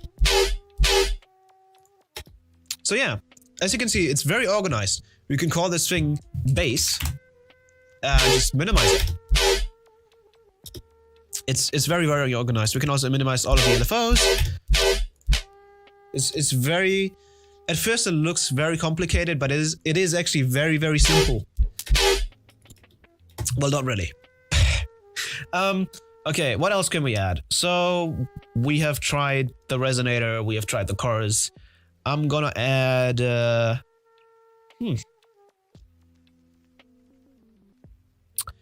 Let's try the phaser. Let's turn the depth down.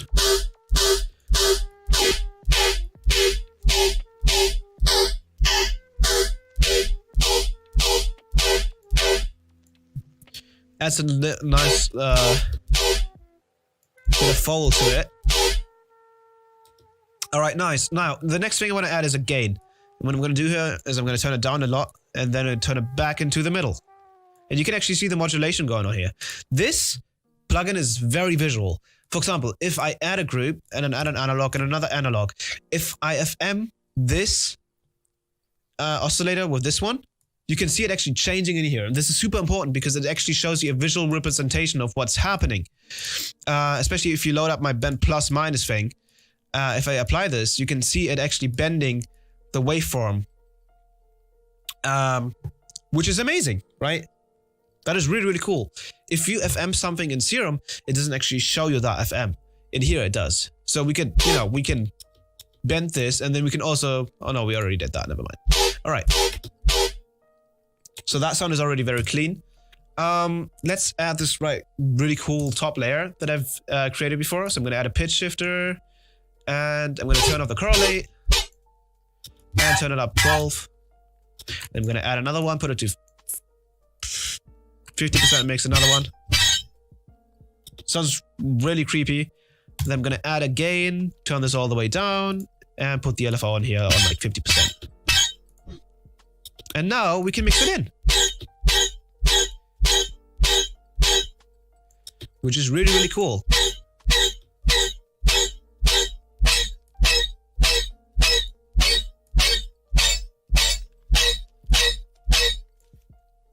That sounds really, really dope. And finally, we could add some distortion. We can also add disperser.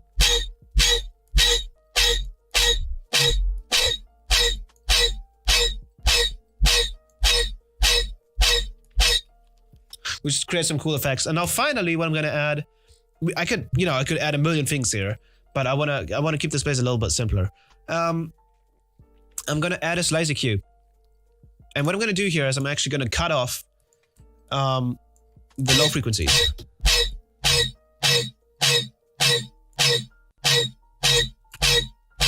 And the reason I'm doing this is because now what we can do here, and you can still hear a little bit of that sub, but that's mainly because of the compression afterwards. But what I'm going to do as well, I'm going to add another one, and then what you can do, this is really, really cool as well, you can switch it to either mids only or either sides only.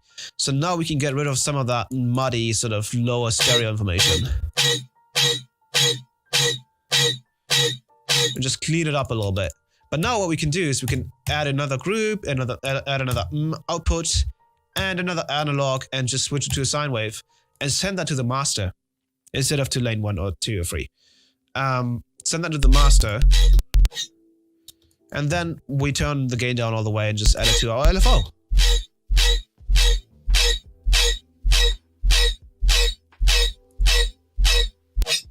And there we go. Now we have a nice sub layer.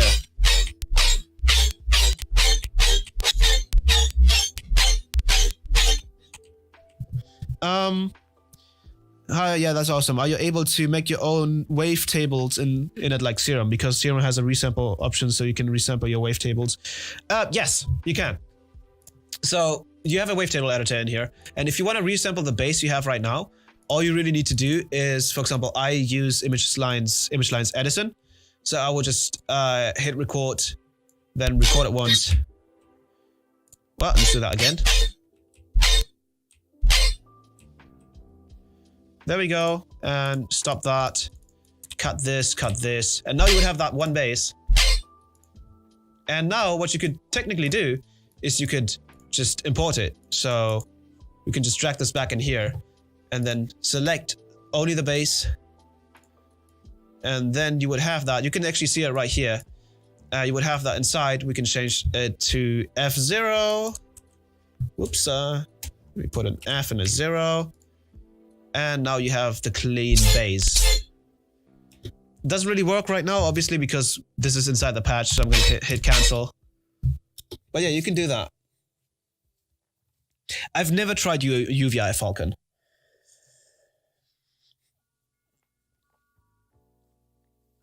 And what's really cool as well, what I want to do now, just to prove how good Phaseplant is, I'm going to put the disperser over here, and I'm going to make these smaller. I'm going to make all of these pitch shifters smaller. What I'm going to do is I'm going to turn off the processing. So it just sounds like this, out of Phaseplant. And what I'm going to do in here is I'm going to also add a filter, so we can only have the high end in here. So what I'm going to do now is I'm going to send the sub also. I think we're going to send it to lane 3. And in lane 3, we're going to start actually making the sound good, pretty much. So we're going to turn it up first. We want to look at the output here. And then what I'm going to do is I'm going to try and emulate what OTT does. So if we load up OTT, we need to ask ourselves, what does OTT do? There's two main things that OTT does. Compression and EQ, right? That's the two main things OTT does. And if you take a close look at why OTT sounds so good, it's because of the outputs here. So you have for the high band right here, you have 10.3 output. For the mid band, you have only 5.5. And then for the low band, you have 10.3. That is the idea behind it. That's why it always sounds so high quality when you put OTT on something. It just makes it sound high quality because it's lowering those muddy mids and turning up those nice crunchy highs and nice lows. So what we're going to do is to replicate this is we're going to make a little chain. And the way we're going to do this is we're going to add a free band EQ. We're going to add a compressor. We're going to add distortion and another free band EQ before the distortion. And that's about it, I think.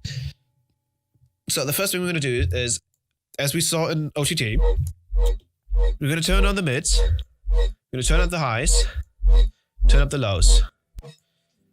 And then use the compressor, so turn on the threshold, turn up the ratio. Switch it to fast so we don't get any clicking. Turn it up.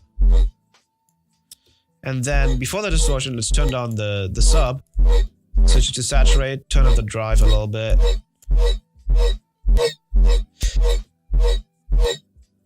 Actually, the sub here is way too loud. Let's turn it down a little bit. And then switch it back to the overdrive.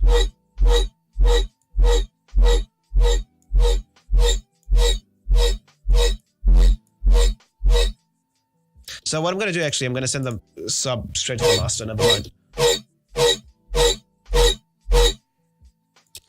So turn on the mids, pretty much. It's mainly just turning down the mids.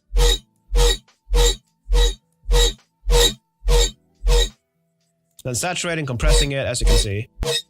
So the main idea behind the sort of OTT curve here is around here. And turning this down, obviously. So turning down the mids, turning up the highs, turning up the lows. But since we have no lows here because we cut it with the slice EQ, it doesn't really matter. Or we can put this afterwards here. But we don't really need to. Well, you kind of need the sub, so we're going to keep in the sub. Never mind. Put this down here and put this down here. Okay, nice. Now what I'm going to do now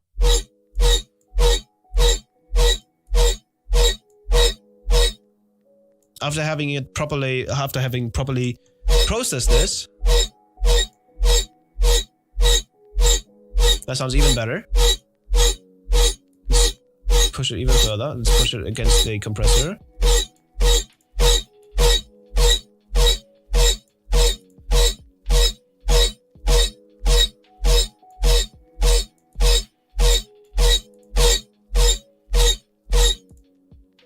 So this is the EQ we have right here. But we can add another pre-band EQ and just mess around a bit more. That's lovely. So now we have a clean sub mixed with this stuff. Now what I'm gonna do is just some slight compression, saturation on here. Just turn it down a little bit so it gets a little bit more dynamic.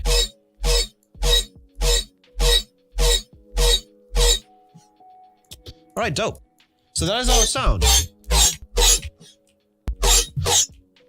Maybe a little bit too much.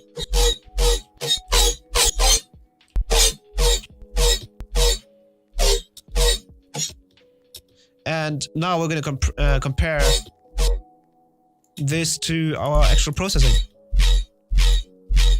Which sounds like this. Because this up is too much. So this would be my processing. This VFrag would I gotta really quickly load up my VFrag, which is still on my desktop, and a bunch of other stuff actually, which I don't want you to see. So let me just scene. There we go. So the VFrag would sound like this.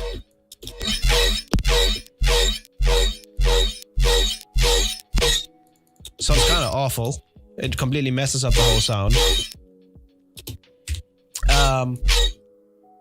The enhanced track is sure a lot better. A little bit too much sub still. But I feel like the actual inbuilt sort of quality you can get out of it is pretty much the cleanest out of all of them.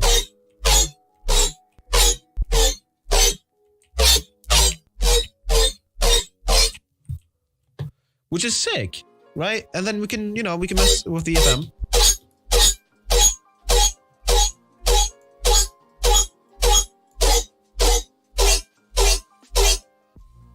Hell, what we can even do is we can duplicate it and then, put the phase on it again.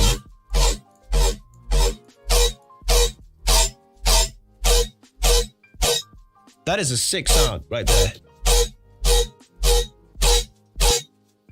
And now let's try different wavetables and see what happens.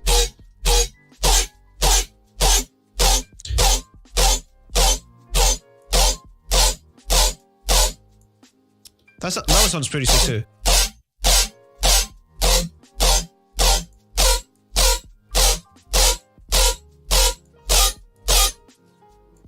Let's make it a little bit smoother by using some comp filter on it. But here's the twist. We're gonna mix it in.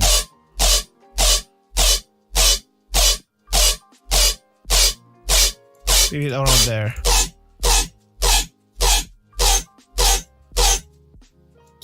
And now, we can also do things like this. So if we fasten this up, we can apply a macro onto the speed of the LFO. So for example, if we make a long thing like this, I'm gonna drag this out, and I'm gonna make this faster. Whoops.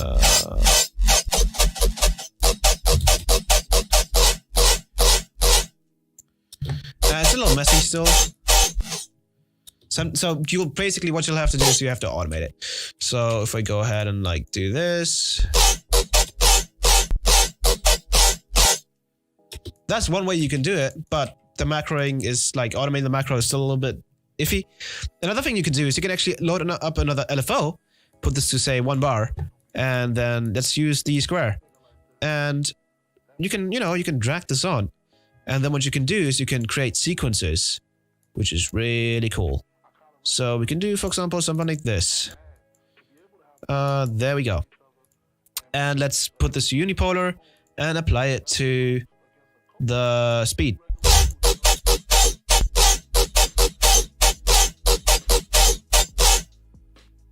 which is awesome. Let's open this up a little bit.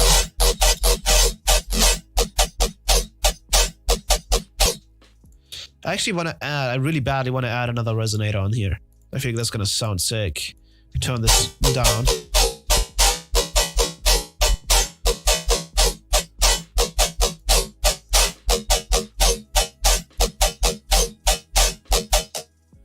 Let's go with some crazy fun.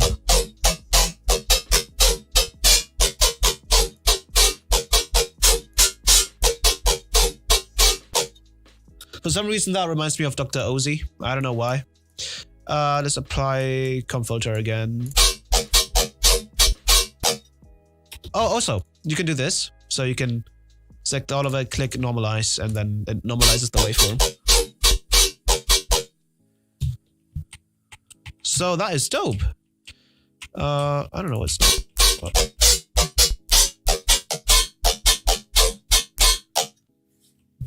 They will delay Massive X release after watching this. Probably. I mean, not really. I think Massive X is still gonna be great. It's just that I don't think it's gonna be all that exciting, to be honest. At least from what I've seen, it seems to be not as versatile as, for example, Phaseplant is.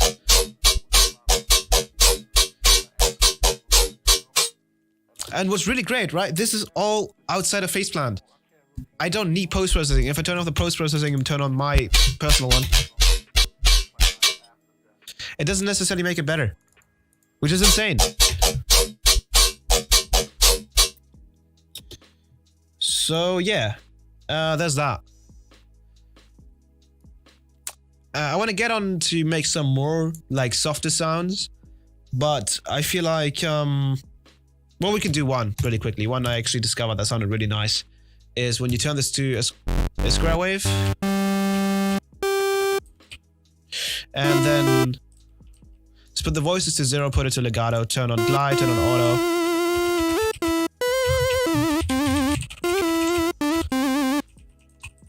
And let's add a saturator to it. Now let's add an envelope to it, turn this to poly, obviously. And let's turn this down, turn down the decay, and let's put this on.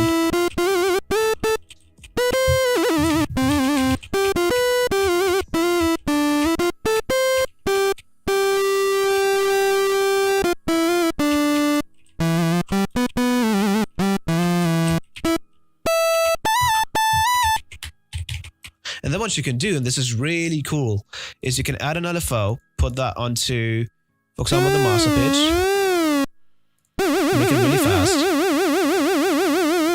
and turn it down a little bit, and then you can add another envelope.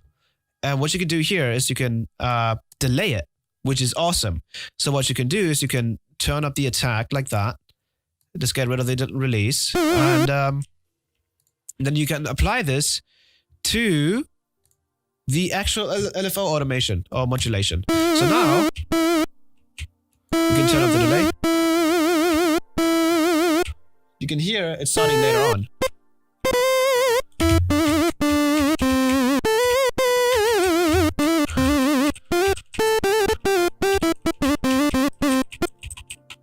Let's add some compression to it, for example. Let's add some nice compression to it. Let's turn the decay down even more.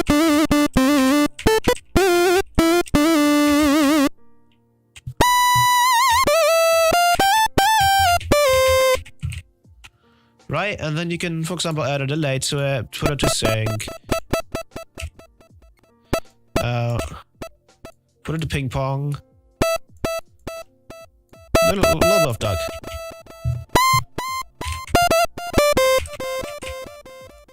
Maybe a little bit of reverb to it as well. A little of early.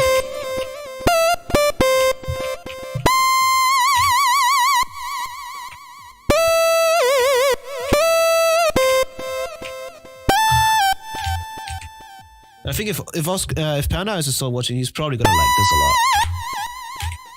And you know, you can add it that nice little Skrillex type of vibe by adding this to the 70%. Turning up the hertz really fast.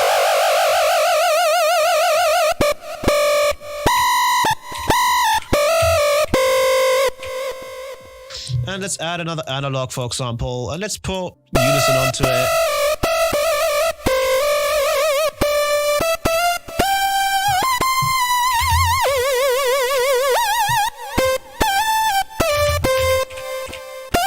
Ooh.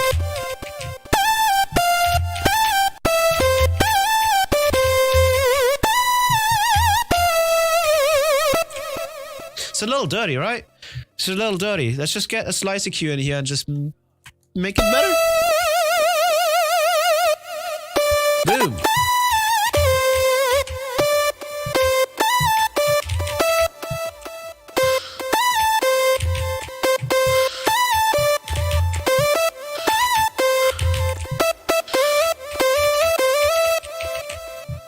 It's not a CPU killer, by the way. It's to everyone who thinks so. Yeah, it's not. It's very CPU friendly. And what's really cool as well is the amount of unison you can have is insane. So if you add one analog and I turn up the unison to 8 and turn up the phase, this is really important. If you want a sort of more random sound, turn up the phase. Otherwise it sounds always the same.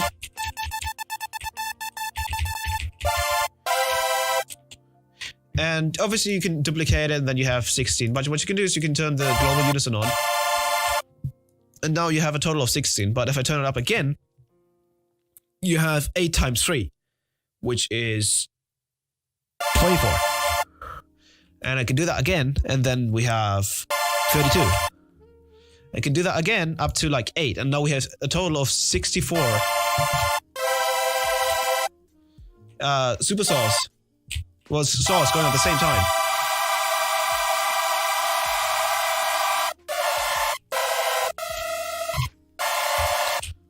Which is crazy. And if you look at the CPU, it doesn't go insane. It does not go insane. Well, I'm guessing if I were to try... So this is a total of 64. Let's try this with Serum. Let's see how Serum performs in this regard. Let's put it on 2 of these. 16. Oops, so Serum isn't doing too bad either. Let's use Serum. It's just very loud. Yeah, Serum's is a little bit more, I guess, but I'm guessing, I mean, the thing is, Phaseplant just came out, so I'm guessing they might optimize it over time. But, you know, you have this nice little freeze track function in Ableton, so that's no issue. But yeah, very nice.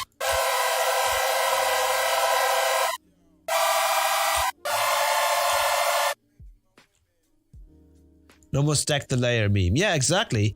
You can have all kinds of sounds in just one patch. And I've already shown how many oscillators you can add to this. It's ridiculous. But yeah. And they have a bunch of factory presets as well where you can learn from. But I think that'll be it for now. Does Phaseplant have a matrix? Nope, it does not. And it doesn't need one. Because everything you have that's being modulated, well, you do kind of have a matrix. So if you start modulating stuff, you have a matrix right here. And another interesting thing just to know is you can have up to 16 modulations on one modulation thing. And from there on, you can just duplicate it and then start modulating even more stuff. If you want to, obviously. But yeah. So that's that. But let's actually go over, oh, and for the people who haven't seen it, it actually has a game as well. Ah, this is on pause, goddammit. I was doing really bad. So this actually has, if you're getting, you know, if you're getting a little bit bored, they're making 6 bass sounds all day. You can just sit down and have a nice couple minutes of, you know, anxiety. I would call this anxiety, the game, but, yeah. There's that. They actually have another one inside of their other plugin called Multipass. This one has the snake one, which is really dope. I hope they really add Multipass to Phaseplant so we can play Phase Invaders and Snake at the same time. That would be smicks. And I would generally want it in there anyways because you can do, you know, in multipass you can do multiband compression, so you can kind of have your own OTT in here if you really need it. But yeah, that is Phaseplant. I still haven't grasped it 100%, but from what I've seen so far, this thing is endless. You can do a million things in here, a million things. And even if you ask like about things, for example, like bandpass, if we want to make some quick like hardcore or hardstyle kicks, we can do this. So let's just duplicate it.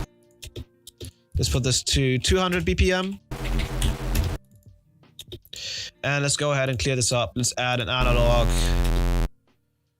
And let's add an envelope. Turn down the sustain.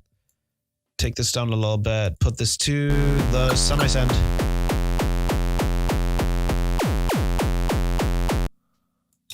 Let's add a fetch rater, and in front of that, we're going to add a slicer queue, because this is how you can make your own filters actually with slicer queue.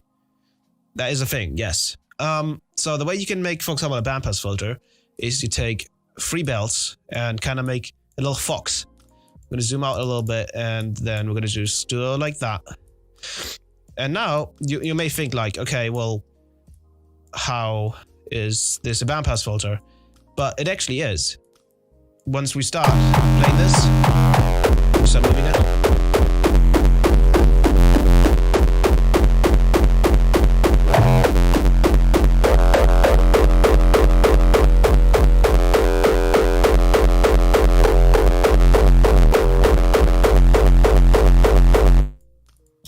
And I think that's really cool, because that means that you can kind of recreate certain filters that Serum had, but you have more control over it. So if I go into Serum and I go to, for example, miscellaneous, and I go to band reject, you can actually take a look at it. If I turn up the resonance, turn up the width, it is literally this form, this filter, which we just recreated, but we have more control over it in here, you know, which is dope.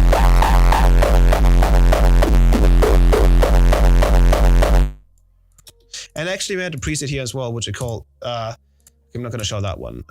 Which one is it? Bruh. And this is just a series of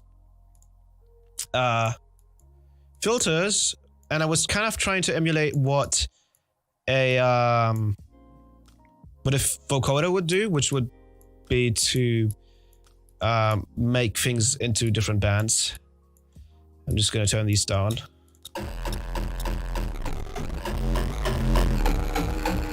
Sounds awful right now because we're messing around with it way too much. Turn these off.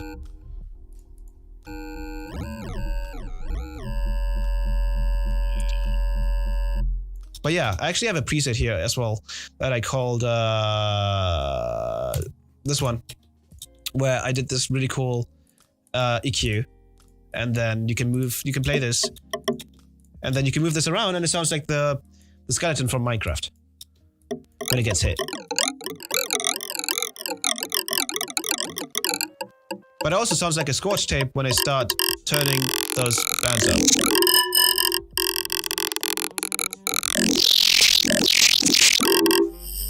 And then for some reason I made another preset where I used the same filter I did, but I put them all in the same place. And then for some reason, it sounds crazy.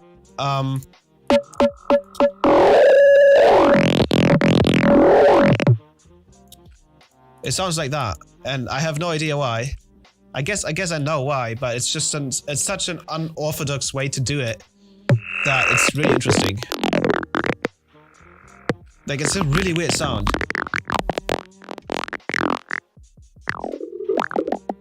Let's push this.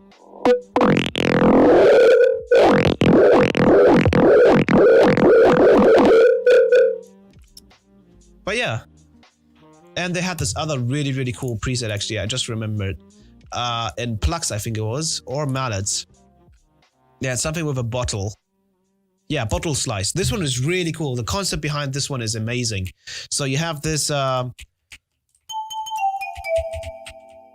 really nice plug, but the way they did it is they used a slicer cue in here to create the harmonics. So basically I just have a noise And they kind of did it the same way I did. So the gain down, minus 30 decibels. So you can only hear those peaks. But what gets really cool is you can move these to different positions and then get a different sort of tone. So let's move these right here, for example. Let's move these down here. It's very, very quiet. I need to push this up, actually. Let's turn this up. So just by like moving around.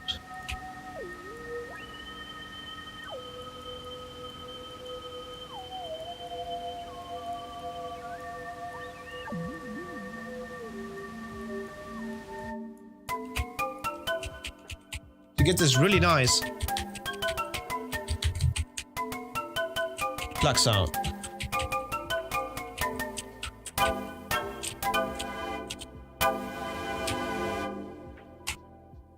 But yeah, that's Phaseplant. Bent asks, how did you learn so much about sound design? Yeah, passion and dedication.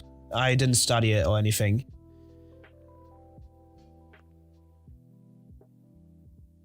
And I have some on Twitch say Zero might be a little bit more CPU efficient. That might be true. But at the same time, the things you can do and the amount of effects you have in here are kind of bound to be a little bit CPU heavy. But I don't think it's CPU heavy at all for what they've done here. Like,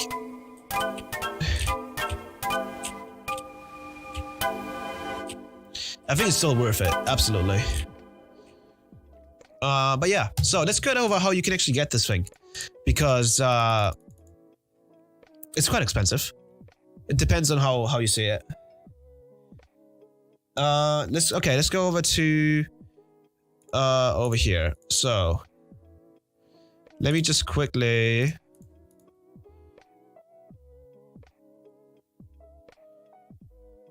Okay. So when you go to the site, I'm gonna actually log in. What you have, the first thing you see here is Phaseplant, and they actually show you like a couple of videos on what it is. They made this really cool 3D model of it, and they have these like wires. That's pretty cool.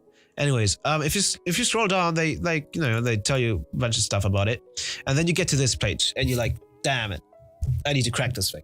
No, you don't need to actually. And that's the cool part about it. I mean, you don't need to crack it as a professional anyways, but even if you don't have the money for it, you kind of do. And this is because of the kilohertz subscription. So here's the thing. You probably have a couple of things in your lifestyle that you spend money on monthly. May that be Netflix, may that be Splice, Splice, the sample site, or whatever other thing you have, what other subscriptions. I honestly think it is worth it to get this $9.99 month thing. $9.99 per month subscription. I don't think it is like a thing where you can pay until a specific amount so you can get the whole thing. I don't think they're doing it that way, which I can understand. But I still think this is for anyone for starting off with a synth that can literally do anything. Like, Phaseplant has replaced, for me personally, Phaseplant has replaced Operator. It has replaced this plugin for me. It has replaced, where is it at? FM8 for me, which is this bad boy. It has replaced, I have too many plugins, Massive for me. And it has replaced Serum for me, and even Spire, which I still think is really nice, but you can emulate any synth inside of Phaseplant. You just can. And I think it's actually a revolution here that's happening, or evolution or whatever. So I already had a bunch of the plugins, so I got Shiba as an upgrade here. But I still recommend you to, so you can get the try before you buy, you can get the 10-day trial. And Yeah, exactly. As Jon Stewart just said, stop blacking out at the club and waking up minus $100. That is. May that be a 99 Big Mac combo in my.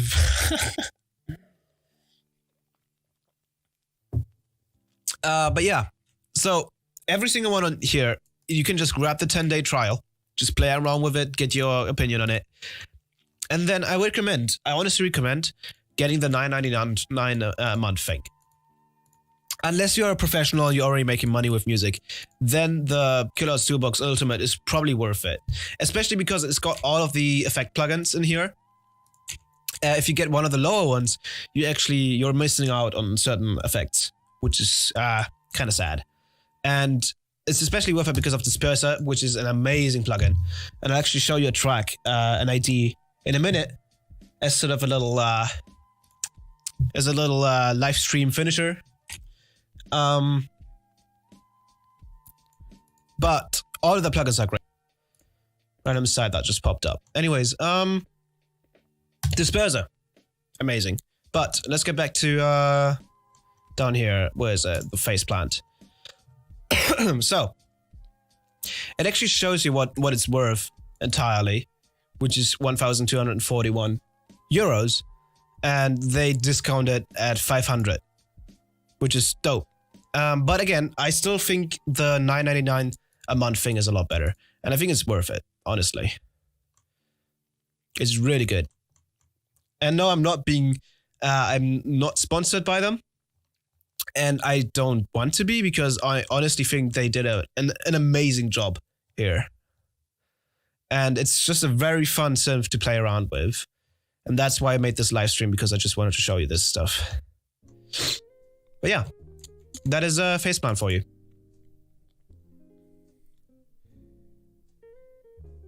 Can you use the plugin with having Phaseplant open? The other plugins, that is. What other plugins? They're from Russia. Hi. How long do you think it will take to learn Phaseplant? A long time. Like, properly learn it, a long time. Especially because it can do anything. Like, it can do... learning Phaseplant is pretty much like learning Serum, Operator, FM8, Massive, and Spire at the same time. It's ridiculous. Do you think I should just learn this instead of Serum? Yes. Yes, I think you should.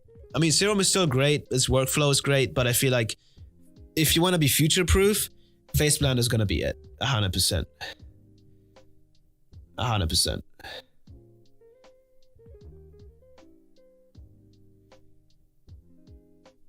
But yeah,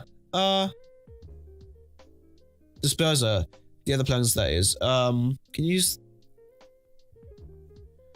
While having Phaseplant open, I mean, yes, you can just drag in Phaseplant, you just have whatever effect, and then all of these effects you get with the bundle here, they all work inside of the actual plugin. Like, for example, the Disperser, right, where is it? Right here, you have as a separate VC. It's just like a mini version of it.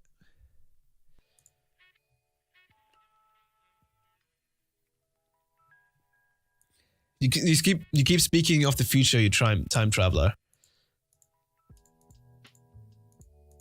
I mean, well, it is the present right now, but this literally is the future, which is really cool.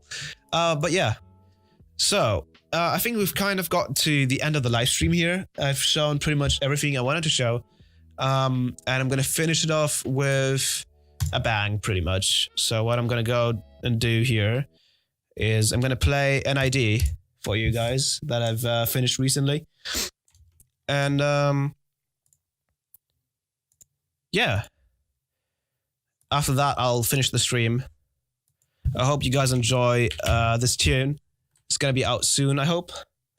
Don't know yet. But actually, I kind of want you guys' opinion on this. So I'm going to go ahead and play it. A little bit of a shameful self-promo here in a video about something else, but I think that's fine. Let's make this a different color just so it looks cooler. Okay.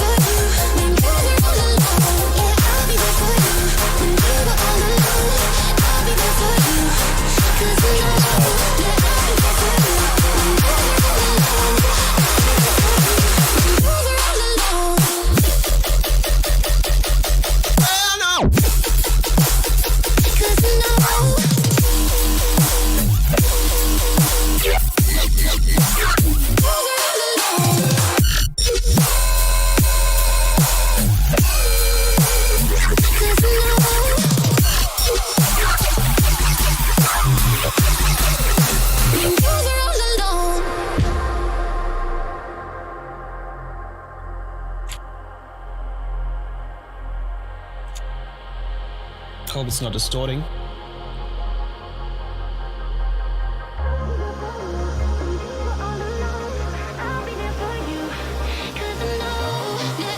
We'll get a little bit of my other side here.